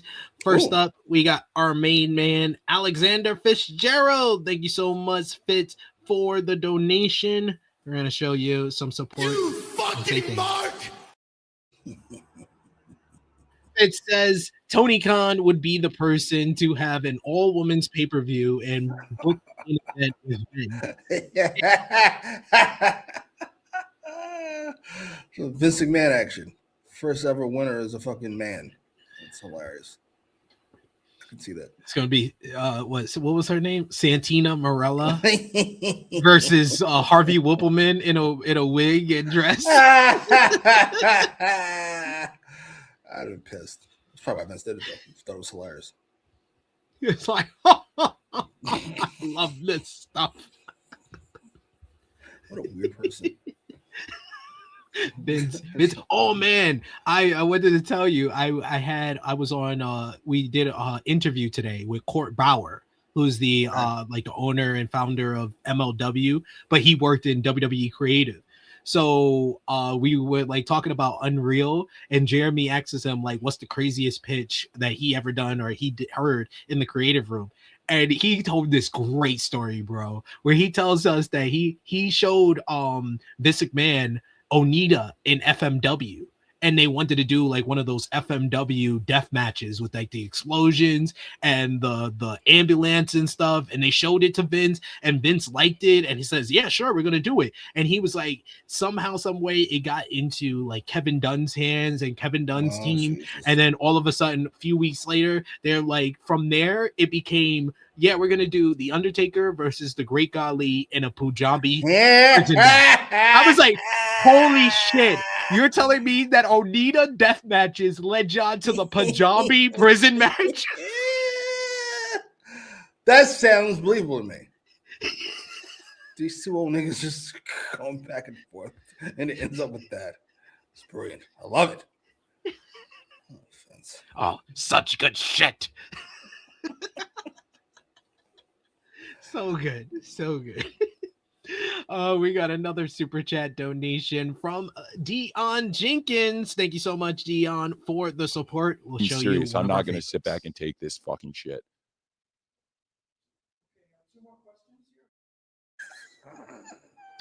Dion says, unrelated, but whenever I see Damian Priest on TV now, I just hear Jimmy's voice saying, it's over. They keep trying to make this thing work. And listen, we gave it a shot, right? We put the belt on him. He had a run. We moved him to SmackDown. He's feuded with Drew forever fucking long. It's over. It's over. It's fine. Sometimes you let things go. They don't work out. He's now a solid hand. Let him be upper mid carder forever. Fair. He wants to hang them up ever and ever and ever and I was looking at Rhea's matches this year and last year. She hasn't had one bad match outside of fucking her and Priest against fucking Black and what's the face. It's like, holy shit. Hey, I wouldn't put that on Damien. I would put that more on Zelina. That is very true. That is very true. There is that.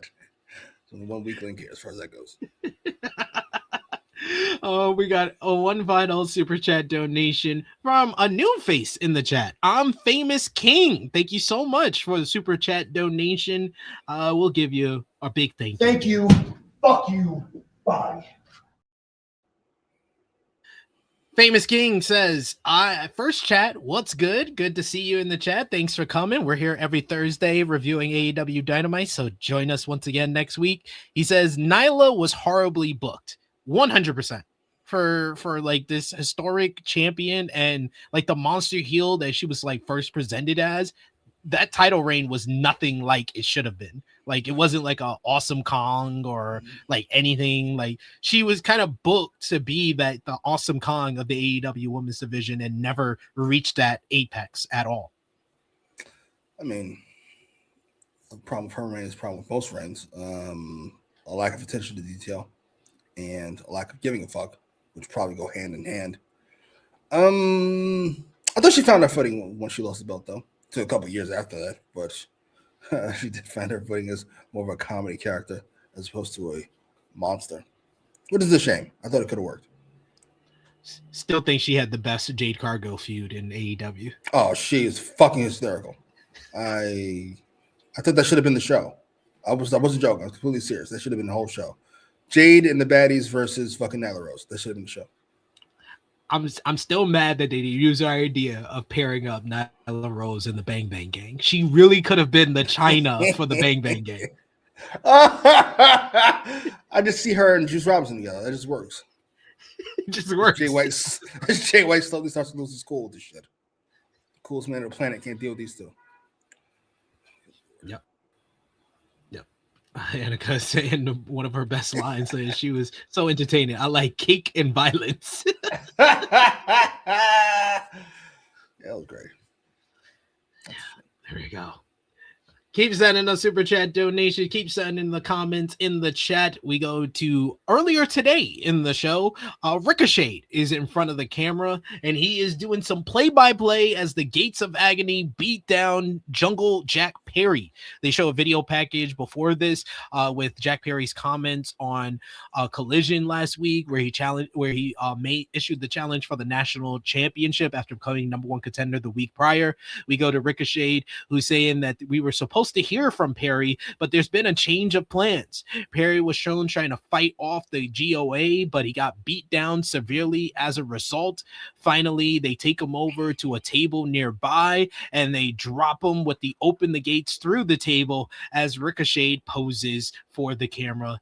I believe there was a graphic at the end of the show that said that next week on Dynamite for the national championship, it will be Ricochet versus Jungle Jack Perry. I really thought this was going to be for Collision, but maybe it's for Las Vegas because they're filming Dynamite and Collision. This should just stick on Collision because most of the story has happened on Collision.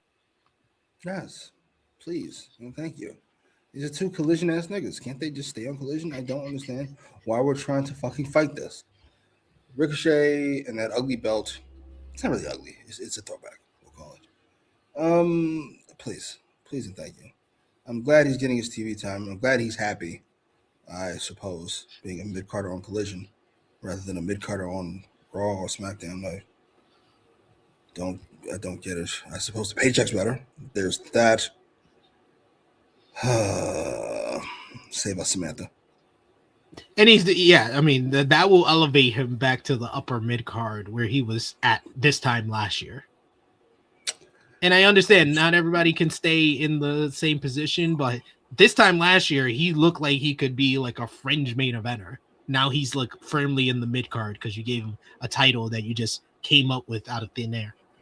And his opponents have not exactly been world class either because it's the 5th most important belt on this show. Fifth most World important singles male title. International? Yeah. No, just singles. Period. AEW International, Continental, TNT, and then this one, and then the women's title. That's crazy. That's Tony Khan's thoughts, not mine. Leave me out of it. Leave me His out of thoughts, not mine. At least though, when Mercedes for a while, when she had the TBS title, they put that in like above the national and TNT title, but yeah, not anymore. They basically just combined all the women's titles into one group at this point. So he only has to feature about 6-7 ladies a week. He's like, oh, my work here is done. Can't do it. Then we go to our third and final title match on the show for the AEW World Tag Team Championships. It's FTR, Cash Wheeler and Dax Harwood defending against Mark Davis and Jake Doyle, Davis and Doyle. Series of shoulder blocks we get in the early going here from Davis and Doyle. Doyle hits it on freaking Wheeler. He just blasts him out of midair when he tries to leapfrog. We then also saw Stokely with another plug for helpbigstoke.com. We get Doyle with the big chest bump. Then Davis tags in and Harwood suffers the same fate with him overpowering the champion. Davis started a chop exchange, which he won out severely, chopping the shit out of Dax to the point he started bleeding from the chest. He hits him with a standing senton as he hit the ropes. Wheeler low bridge. Davis though, Doyle was sent outside as well. Wheeler attempted a big dive, but he was caught by Davis and Doyle, and then they lawn dart him into Dax. That looked awesome, and the crowd started really getting into Davis and Doyle at this point.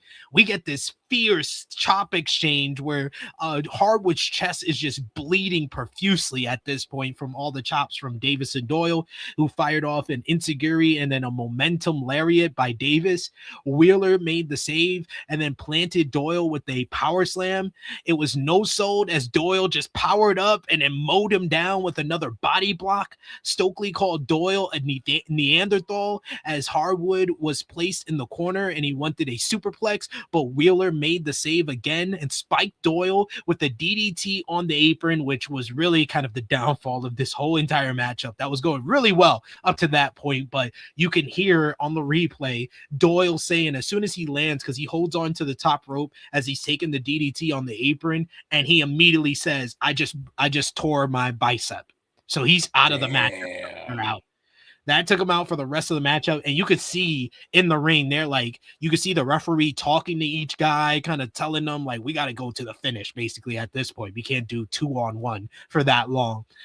Davis took out a Wheeler, and then he went with Harwood, who slid out. They crotched Davis and then hit the avalanche back suplex into a top rope splash for a 2 count. We see that the chest of Harwood isn't bleeding as much, but there's now a cut on his eyebrow. It looks like Davis then sent Wheeler outside before they could try to hit the chatter machine. He sank in a sleeper on Harwood, who frailed around before fading. Then the Death Riders appeared out of nowhere at ringside as Daniel Garcia took the referee, Paul Turner. John Moxley takes Davis and he clocks him with the AEW Continental Championship. Davis then ate a shatter machine in the ring by FTR as they pin him to pick up the win and retain the AEW World Tag Team Championships. Post-match, Stokely said that he said it many times. He loves the Death Riders before scurrying away on his wheelchair. He celebrates up the ramp with Harwood and Wheeler as Moxley acted like he had no idea what just happened. This was unfortunate because I really thought this was going to be a good match, and it started off really well early on, but once Doyle took that DDT on the apron and tore his bicep, it's such an unfortunate injury for a guy that just got here, and I've really been enjoying Davis and Doyle's work, and it was, like I said, it was turning into a good matchup, and then it just went off the rails with the injury. So hope he's doing well. It has been confirmed he did tear his bicep. That could take anywhere between 3 to 6 months, and that's usually usually the death nail for anyone who's just coming into to AEW or just returning from AEW. If you immediately go out with an injury, you kind of lose your place in the whole lexicon, the whole landscape of the company. So I'm hoping that's not the case. But at this point, the Don Callis family freaking medical staff has to improve, because it's been Davis got injured, now Doyle's injured, Brian Cage is still injured, Wardlow's injured. Like, this is a lot of your big man getting injured from the same fucking group. Jimmy, what did you think about the matchup and the unfortunate injury for Doyle? I was about to say all those guys have something in common.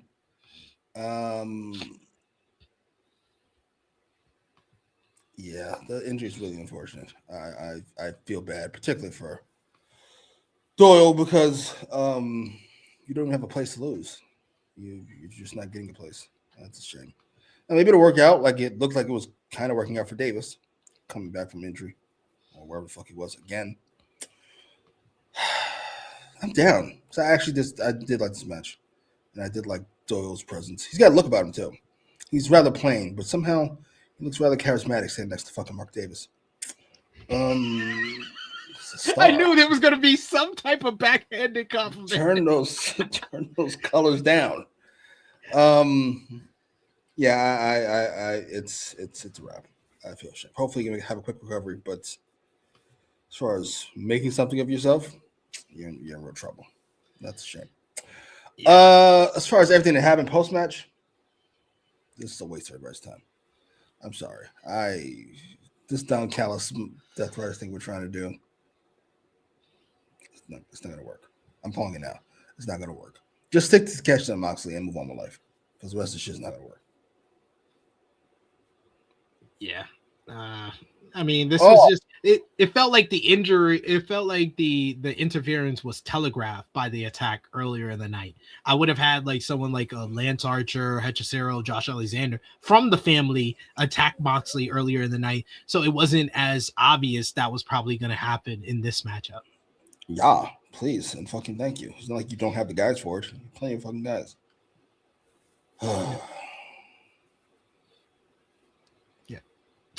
We got King Potato, who says you got a juiced up Jake Doyle who looks like a Greek, and then you got him standing next to a plumber. Right? He even wears his trunks like over his stomach. It's a weird look. It's like ew. Before and after pictures. What are we doing? Dion saying Javon's not the new Ricochet. He's much better on the mic. I disagree with that. I don't think Javon's that good on the mic. I like Javon in NXT, but on the main roster, it just doesn't seem like he's comfortable yet. I can't comment. I do know Ricochet's not good. Can't comment on Javon, but I know the other one. No. He just got like, it just seems like it's very awkward anytime Javon talks on the mic. Like, he's so unsure of what he has to say. And I understand if you don't know that, because most of his promos have been during commercials. So the company obviously doesn't believe in him that much on the mic either. That's probably where you should do it at this point, if he's unsure of himself in front of a crowd, but not enough to kill you. We got a super chat donation once again from our boy Josh D from CT. Thank you so much, Josh D, for the support. I gotta move over here, move back to this brand so I could play one of our bumpers here. Which one should we give him? Let's give him Andrade, because he's coming. Why are you so crazy? Take it easy. Take it easy. Thank you so much, Josh D from CT. Been appreciating your support. I've been seeing you on social media as well as here on the channel. Appreciate you, good brother. He says, big fan of the show. Not gonna stand anymore for Ricochet slander. Let it slide once when SB3 called Javon the new fucking Ricochet. Let it slide twice. Third time ain't gonna be nice. Fucking round. First of all, bars. You called Javon a new Ricochet? Is this true? Yeah. What do you mean by that? I'm curious. Well, new Ricochet for WWE, where they just want him to be the guy who has good matches, that does the high flying in the ring, and then, basically Ricochet was like a new version of Kofi Kingston, which coincides with my whole theory that Javon is the new Ricochet, because Michael Cole literally called Javon Evans Kofi Kingston the other week, which I was totally like, I was like, no, not all black people look the same. Let's stop with that. But it's just basically the brother who's gonna have good matches and do the high flying in the ring. That's the new Ricochet. Aren't you the one who wanted Hobbs to fucking replace Oba as giant King Negro? Also true. Not false. Not false at all. I'm with y'all. I'm well, I don't know if I'm with y'all, but I don't know how far you guys want to go with it. But I'll go as far as like I'm very confused by this Javon love that everybody has. Now listen, his social media is one thing, because anytime you call somebody else a crackhead, I'm a fan. That's fucking hilarious. You should do more of it. But like on the TV, he's a great athlete, obviously, a phenomenal athlete, all-time athlete, and he's a good match guy. Everybody who says he's the future ace of the company and all this other shit from who's saying that? Ebu and these people. What are you guys watching? What are we seeing? He's a very good wrestler. He's fun guy. He's not Braun. He's not Oba. Stop it, please stop. Yeah, if they were saying this and Javon's in AEW, then you probably have a shot. But this is WWE. Like, how long do we have to watch WWE before y'all know who's going to be the ace, who's going to be the face of the company, who's going to be one of their top guys? It does not usually look like someone that looks like Javon Evans. Yes. And while he has put on some weight, I see he's got broader shoulders since the last time I've seen him. Good for you. It's not enough. If you take steroids, there's not enough steroids in the world. So, I'm outrageous. Sorry. Josh D, yes, we did read the fucking around. Yeah, we do. We knew you were fucking around, brother. Appreciate you for the super chat donation, 100%. We got Karma Kramer, who says Kofi 2.0 Javon Mania. There's only so much drugs you can do if you are not of a certain frame. But look at Kyle Fletcher, bigger guy, so he takes steroids, he fills out. If you are a smaller guy, we won't throw any names out there like Swerve. You're gonna get bigger, but it comes with consequences. You got to walk around fucking roid gut. I'm not knocking it. It is. Most famous, most dangerous. They really talk about his cycle. The words and opinions of Jimmy Macram do not necessarily reflect those of True Heel Heat, its viewers, or affiliates. Void gut is wild. Void gut. Saying, hey, oh my god. It is what it is. No disrespect. Very quickly, Renee Paquette is backstage with Orange Cassidy, who talks about his feud with Wheeler Yuta, and he says that he's unrecognizable than when he was 5 years ago with his dumb, bushy beard and his hair. When Yuta walks in, Marina Shafir also walks in and grabs Cassidy by the head, but Timeless Tony Storm puts a stop to this and told her to unhand him, as Shafir is like a bad dose of the clap. You don't know how you got there, but she's going to need her to get out of here. Shafir asks if Tony wants some more milk, or does her girlfriend want more flowers? Storm told her to piss off, as when her and Citrus Boy meet them, they'll be in some deep shit. Security separated them, with Paquette left baffled, as I think this is fair to assume this is setting up a mixed tag team matchup for some godforsaken reason. Get out of this fucking feud, please. This was the worst segment of the night for me. What? What are you like, Tony Storm? Being around with other people who are rather one note? What's the issue? She's found her people finally. Good for you, Tony. Good for you. That's what y'all get. We're pushing. You push it too far. Now Tony Khan is rebelling. I'm with you, Tony. I will say the best part of this might be Marina. when Tony says you're gonna be in deep shit. And Rena's like, I'm in deep shit. I'm in deep shit. She sounded so offended. I'm about to murder everybody here. Holy shit, that was dope. The rest of this was fucking awful. I'm shocked. I'm shocked by the booking of Tony Storm the last few months. Whatever. Hey.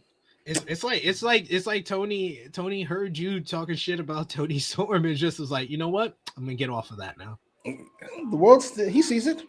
He sees what the world sees. When she came out to no pop last week. No. Yeah, it's what it is. It's just like it's over. Shouldn't be over. It's only over because he made it over. It's over. Had a nice run. Ridiculous. We go to the main event of the evening. Swerve Strickland going one-on-one with Andrade El Idolo. You got Swerve coming out with Prince Nana, Andrade coming out with Don Callis, and oh my God, Andrade might be one of the greatest aura farmers of all time. This new Lothario character that he's got is so hilarious with Don Callis on commentary being sexually ambiguous. He was going off about how Andrade made the world go crazy by taking off his pants. We get a slugfest right out the gate. Both men started showing off their athleticism with counters and flipping through on Hurricane Rana attempts. We get missed home run shots by both men, leading to a stalemate. Both found themselves up in the corner where Strickland managed a snap Hurricane Rana that sent Andrade outside. Strickland then tried to clear the top rope, but Andrade moved out the way and smashed Strickland into the steel steps. He then goes over to a young lady in the crowd and he takes a selfie with her. She then kisses a piece of paper with her number on it and hands it to Andrade, who puts it in his pants pocket. boy. No, pretending it's not a plant. Good Lord. Not even pretending anymore. Then they back from break where we get Andrade hits a picture perfect springboard tornado. Andrade was on his shit in this matchup. Back inside, Andrade tried his moonsault off the top. He lands on his feet as Strickland moves, and then he hits the standing moonsault as the crowd is going crazy with a Idolo chants at this point. Andrade tried a charge at Strickland in the corner, but Swerve caught him and delivers a hard Death Valley driver on the apron to take control. Strickland then brought Andrade up on the barricade. He tried for the power driver that he did to Kevin Knight last week, but Andrade's able to avoid it, and he backdrops Strickland right onto the barricade. He clipped the barricade, but then also Andrade crotches himself at the same time, which Don Callis says he can't mess up the moneymaker there. Then both men struggled mightily to break the count at the count of 9, diving in simultaneously. We get the forearm exchange by both men. Andrade then fires off 9 of them, 9 forearms in a row. He tries for the DM, but Strickland is able to spin out of it. Andrade then charged and clobbered Strickland with a spinning back elbow, and he gets a close near fall. Andrade then signaled for the running double knees, but Strickland is able to explode out of in mid-air. He catches him with the house call, and he gets the cover for only a 2. Then Andrade cut off Swerve in the corner. He joined him as Andrade then hits a avalanche poison Rana, which looked crazy. This put Strickland in the opposite corner, and he hits him with the running knees in the corner. He then picks him up. He gets the wrist clutch DDT, spiking Swerve, and he only gets a 2.99 as Swerve is able to get his shoulder up. This one was going off at this point. Andrade went for another spinning back elbow, but Swerve blocks it. He goes for big pressure, but Andrade's able to roll out of it, but he's on his knees as Swerve catches him with the house call. Andrade then grabs the referee as Swerve tries to go for another big pressure, and he pushes the referee aside as when she pulls her arm away, and this allows Andrade to get a low click, a low blow behind the referee's back. He then picks Swerve up. He hits the DM. 1, 2, 3. Andrade pulls off the upset, pinning the former AEW World Champion. Excalibur said that Andrade is within striking distance of the AEW World title now following this victory, as he now goes on to face Kenny Omega next week with the winner to Grand Slam Australia. And I got this pick specifically so you can see next week on Dynamite, the national championship up for grabs as well. Post-match, we see MJF is talking to Renee Paquette backstage. He asks him for his thoughts on next week's match with Brody King. He says if that oversized bag of milk with Sharpie written all over him thinks that he has a shot, he's got another thing coming. But this brings in Kenny by God Omega. Omega wants to go face-to-face with MJF, says that he has one more week, one more win, and he'll be seeing MJF for a title match at Revolution. Omega offers a handshake, but MJF just walks off. But he bumps into Andrade, who's just coming from the ring, who says that he wants the world title, and he won't slap MJF now before taking that title from him. MJF goes and walks out the building. He goes to a waiting car, but the door is slammed, and it's slammed by Hangman Adam Page, who stares down MJF as MJF quickly gets in his car and he yells for the driver to leave, leaving Page alone to end the show. Excellent main event matchup. Swerve and Andrade showed off such great chemistry with one another, especially the opening sequence and how it got more hard-hitting, more physically intense as the match went on. And I like the surprise finish, even with the cheating. I think that's how Andrade should win. He should be established as one of the top heels on this show. He looks like $1 million. He's got this aura farming Lothario character that's working for him. I think that he's in a good place. He's in a better place than he ever was during his first run in AEW, coming off of this win, honestly. So, and next week we got the big matchup, Kenny Omega and Andrade. What did you think about this matchup and the post match with all the challengers approaching MJF? The match I thought was really fucking good. I was shocked by how big Andrade's gotten. He's gotten rather wide. Got them shoulders and delts looking crazy. Good for him.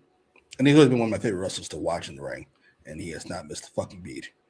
And it looks like this is all paying off for him here late. Just jumping back and forth, getting a raise from this one, getting a raise from that one, higher position here and higher position there. Good for you, sir.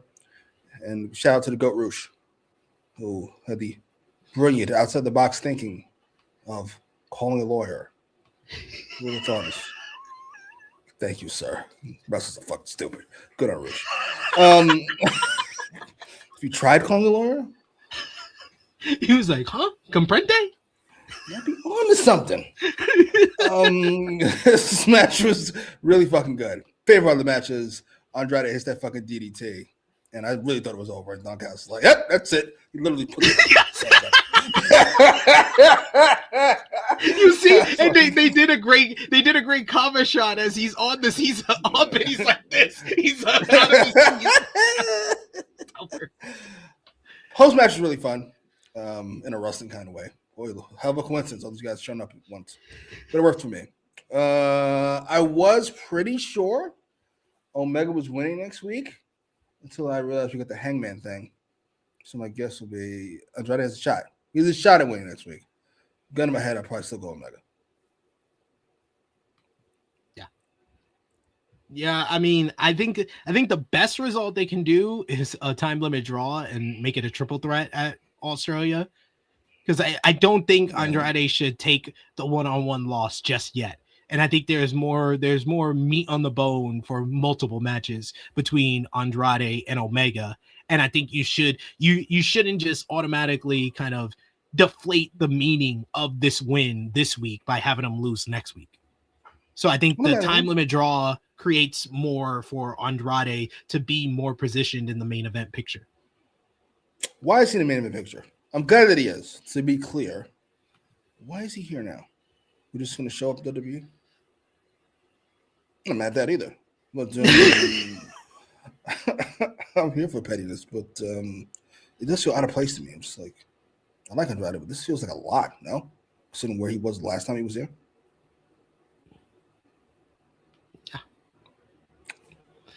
I mean, I'm here for it. He looks like $1 million. He's got Don Callis to cut his promos, so he doesn't need to be like turned into this great promo guy. So I like it. Good for him. I'm glad.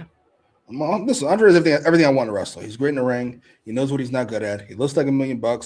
He goes upside the head of fucking Sammy Guevara. He leaves companies in the lurch when he doesn't like what the fuck is going on. That's it. You're everything I want in a fucking wrestler. Absolutely. Please and thank you. We got Annika bringing us full circle from the start of the show. Says, just imagine Kenny Omega beats MJF at Revolution, and then AJ Styles music hits. Absolutely. At a show called Revolution, you beat the under 30-year-old, and then you get ready for your 2 40-year-old motherfuckers to have a match. What the fuck? Yes. Oh man, I'm here for it. I'm here for all of this. Yeah, Andrade is hilarious. He's a hilarious aura former. I love it. Dion saying, I'd rather see Andrade as the star of his own faction than just another guy in the Don Callis family. Use that guy that MJF had as his translator. And I don't mean he's just another guy in Don Callis' family. He's no Josh Alexander, but I'd rather see him as the main guy in his own faction. I think that he has, with this win, he's put himself in the upper echelon of the Don Callis family. Like the only other person who's gotten a shot at the world title outside of him is Kyle Fletcher. This is the closest anybody's gotten since Fletcher. But assuming he's one of 4, we're going to count those 4 separate from the rest of those bums. Josh Alexander included with the bums. I get what you mean. You want to be a number 1. Maybe he's not number 1 though. Which I'm not so maybe about it. He isn't. Yeah. But we've made it to Have we mentioned Swerve at all? I thought Swerve was great here. He was great. That's what you get. Good for you. All that shit. Talking all that shit, kissing all that ass, and now look at you. Number 6 or 7 on the fucking roster. It's good for you. It's what you fucking deserve. Fucking coon. What the hell? What the hell did you do? Was that necessary? Was that truly necessary? I'm sorry. Every time I remember it, I get upset. Good. The words and opinions of Jimmy Macram do not necessarily reflect those of True Heel Heat, its viewers, or affiliates. Fucking wishes he was Triple H. Fucking Kane ass nigga. Good. Kane ass nigga, damn. Kane Rikishi ass nigga. Good for you. We're going to the end of this podcast here. Let us know in the live chat what you thought about last night's show. Let us know your match of the night, your MVP, your LVP, your moment of the night, whether you gave the show a thumbs up, thumbs down, thumbs in the middle, and out of 10, what you think of last night's show. You see what I have to go through, Maggie? Thank you, Maggie. Good to see you in the chat. Let us know in the chat what you thought, and remember to drop the thumbs up. Final call for super chat donations as well. But for me and Jimmy, for the January 28th 2026 edition of AEW Dynamite, in 3, 2, 1, thumbs up across the board from both of us. Out of 10, what did you give this show, Jimmy? I gave it 8. I thought it was a really solid show of a great main event, a great squash match, which was the second best match of the night. Don't let anybody else tell you different. And a great women's match. The other 2 had their problems. 3. How many other matches had their problems? But everything was where it was supposed to be. Yeah, I gave this one an 8.5 out of 10. I thought this was a very good show.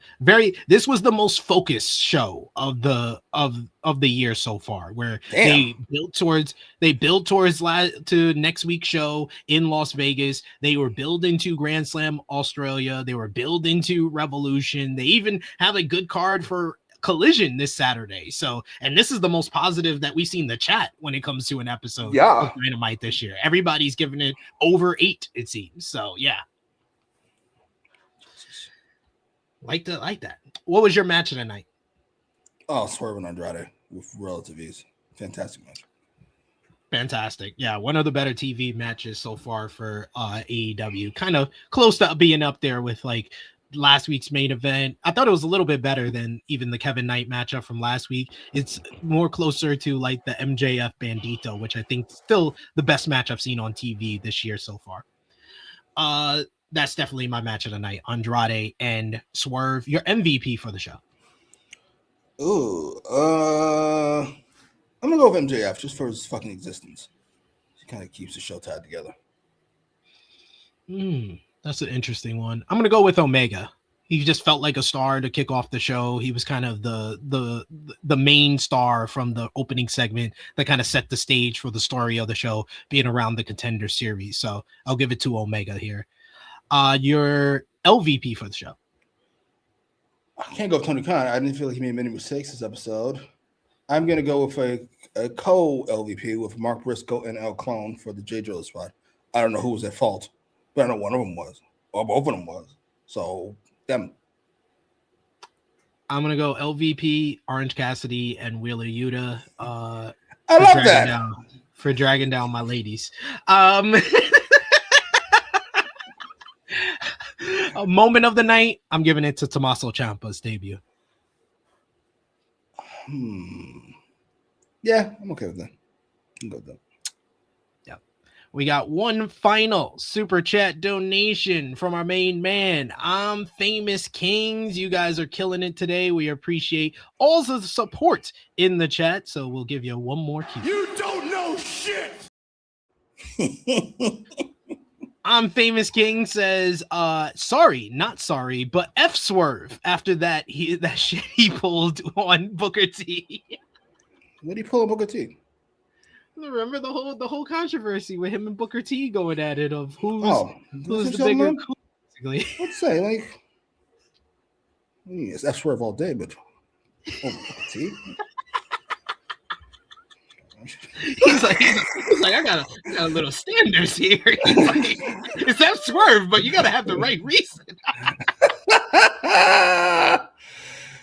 Booker T's got tenure. So yeah, you know, I'll give you a pass. Booker T's got tenure. All right. Weird thoughts. That brings us to a close on another edition of AEWramble. Want to thank you all in the chat for the super chat donation, for all the great comments, all the great conversation that we had going on throughout the show. And of course, thank you so much to Jimmy Macram. As always, Jimmy, let the people know where they can follow you on social media and when they might see you again. Well, you see me next week here, assuming it's not the worst show ever. And to be fair, Jack Perry is on it, so there is a chance, I suppose. Yeah, that's it. You can follow me on the Twitter machine at TrueHillSP3. I will be back with y'all. Y'all will see me on here tomorrow as we have our WWE Royal Rumble preview. It's going to be pre-recorded, me and Maggie breaking down all the action, giving our sort of predictions for WWE Royal Rumble. So if you don't have a VPN, you're not if you're not outside of the United States and you're not watching SmackDown tomorrow, you'll have something to enjoy with our WWE Royal Rumble preview, breaking down all the action going down this Saturday in Riyadh, Saudi Arabia. But if you like, keep ending up on these fucking posters. I have no clue. But if you enjoy me and Jimmy talking about wrestling, check out patreon.com/Trio Heat because we got GOAT Match Series Season 2. Check out the latest episode that's up right now with me and Jimmy rewatching Bret the Hitman Hart versus Stone Cold Steve Austin from WrestleMania 13. A lot of fun watching that one. And we got coming up, I believe, next week for Royal Rumble, coming off the heels of the Royal Rumble. Me and Jimmy will be watching Kurt Angle versus Chris Benoit from Royal Rumble 2003. And of course, in GOAT Match Series Season 2, we are rewatching all of Hiroshi Tanahashi versus Kazuchika Okada. So we have their third big matchup from Wrestle Kingdom 7, Okada versus Tanahashi. That will be one of the next episodes for GOAT Match Series as well. So a lot to enjoy. Go over $3 a month, exclusive content like GOAT Match Series over at patreon.com/True Heat. For Jimmy Macram, it is me, your True Hill Phenom, SP3. This has been AEWramble, episode 234. Enter Psycho Killer.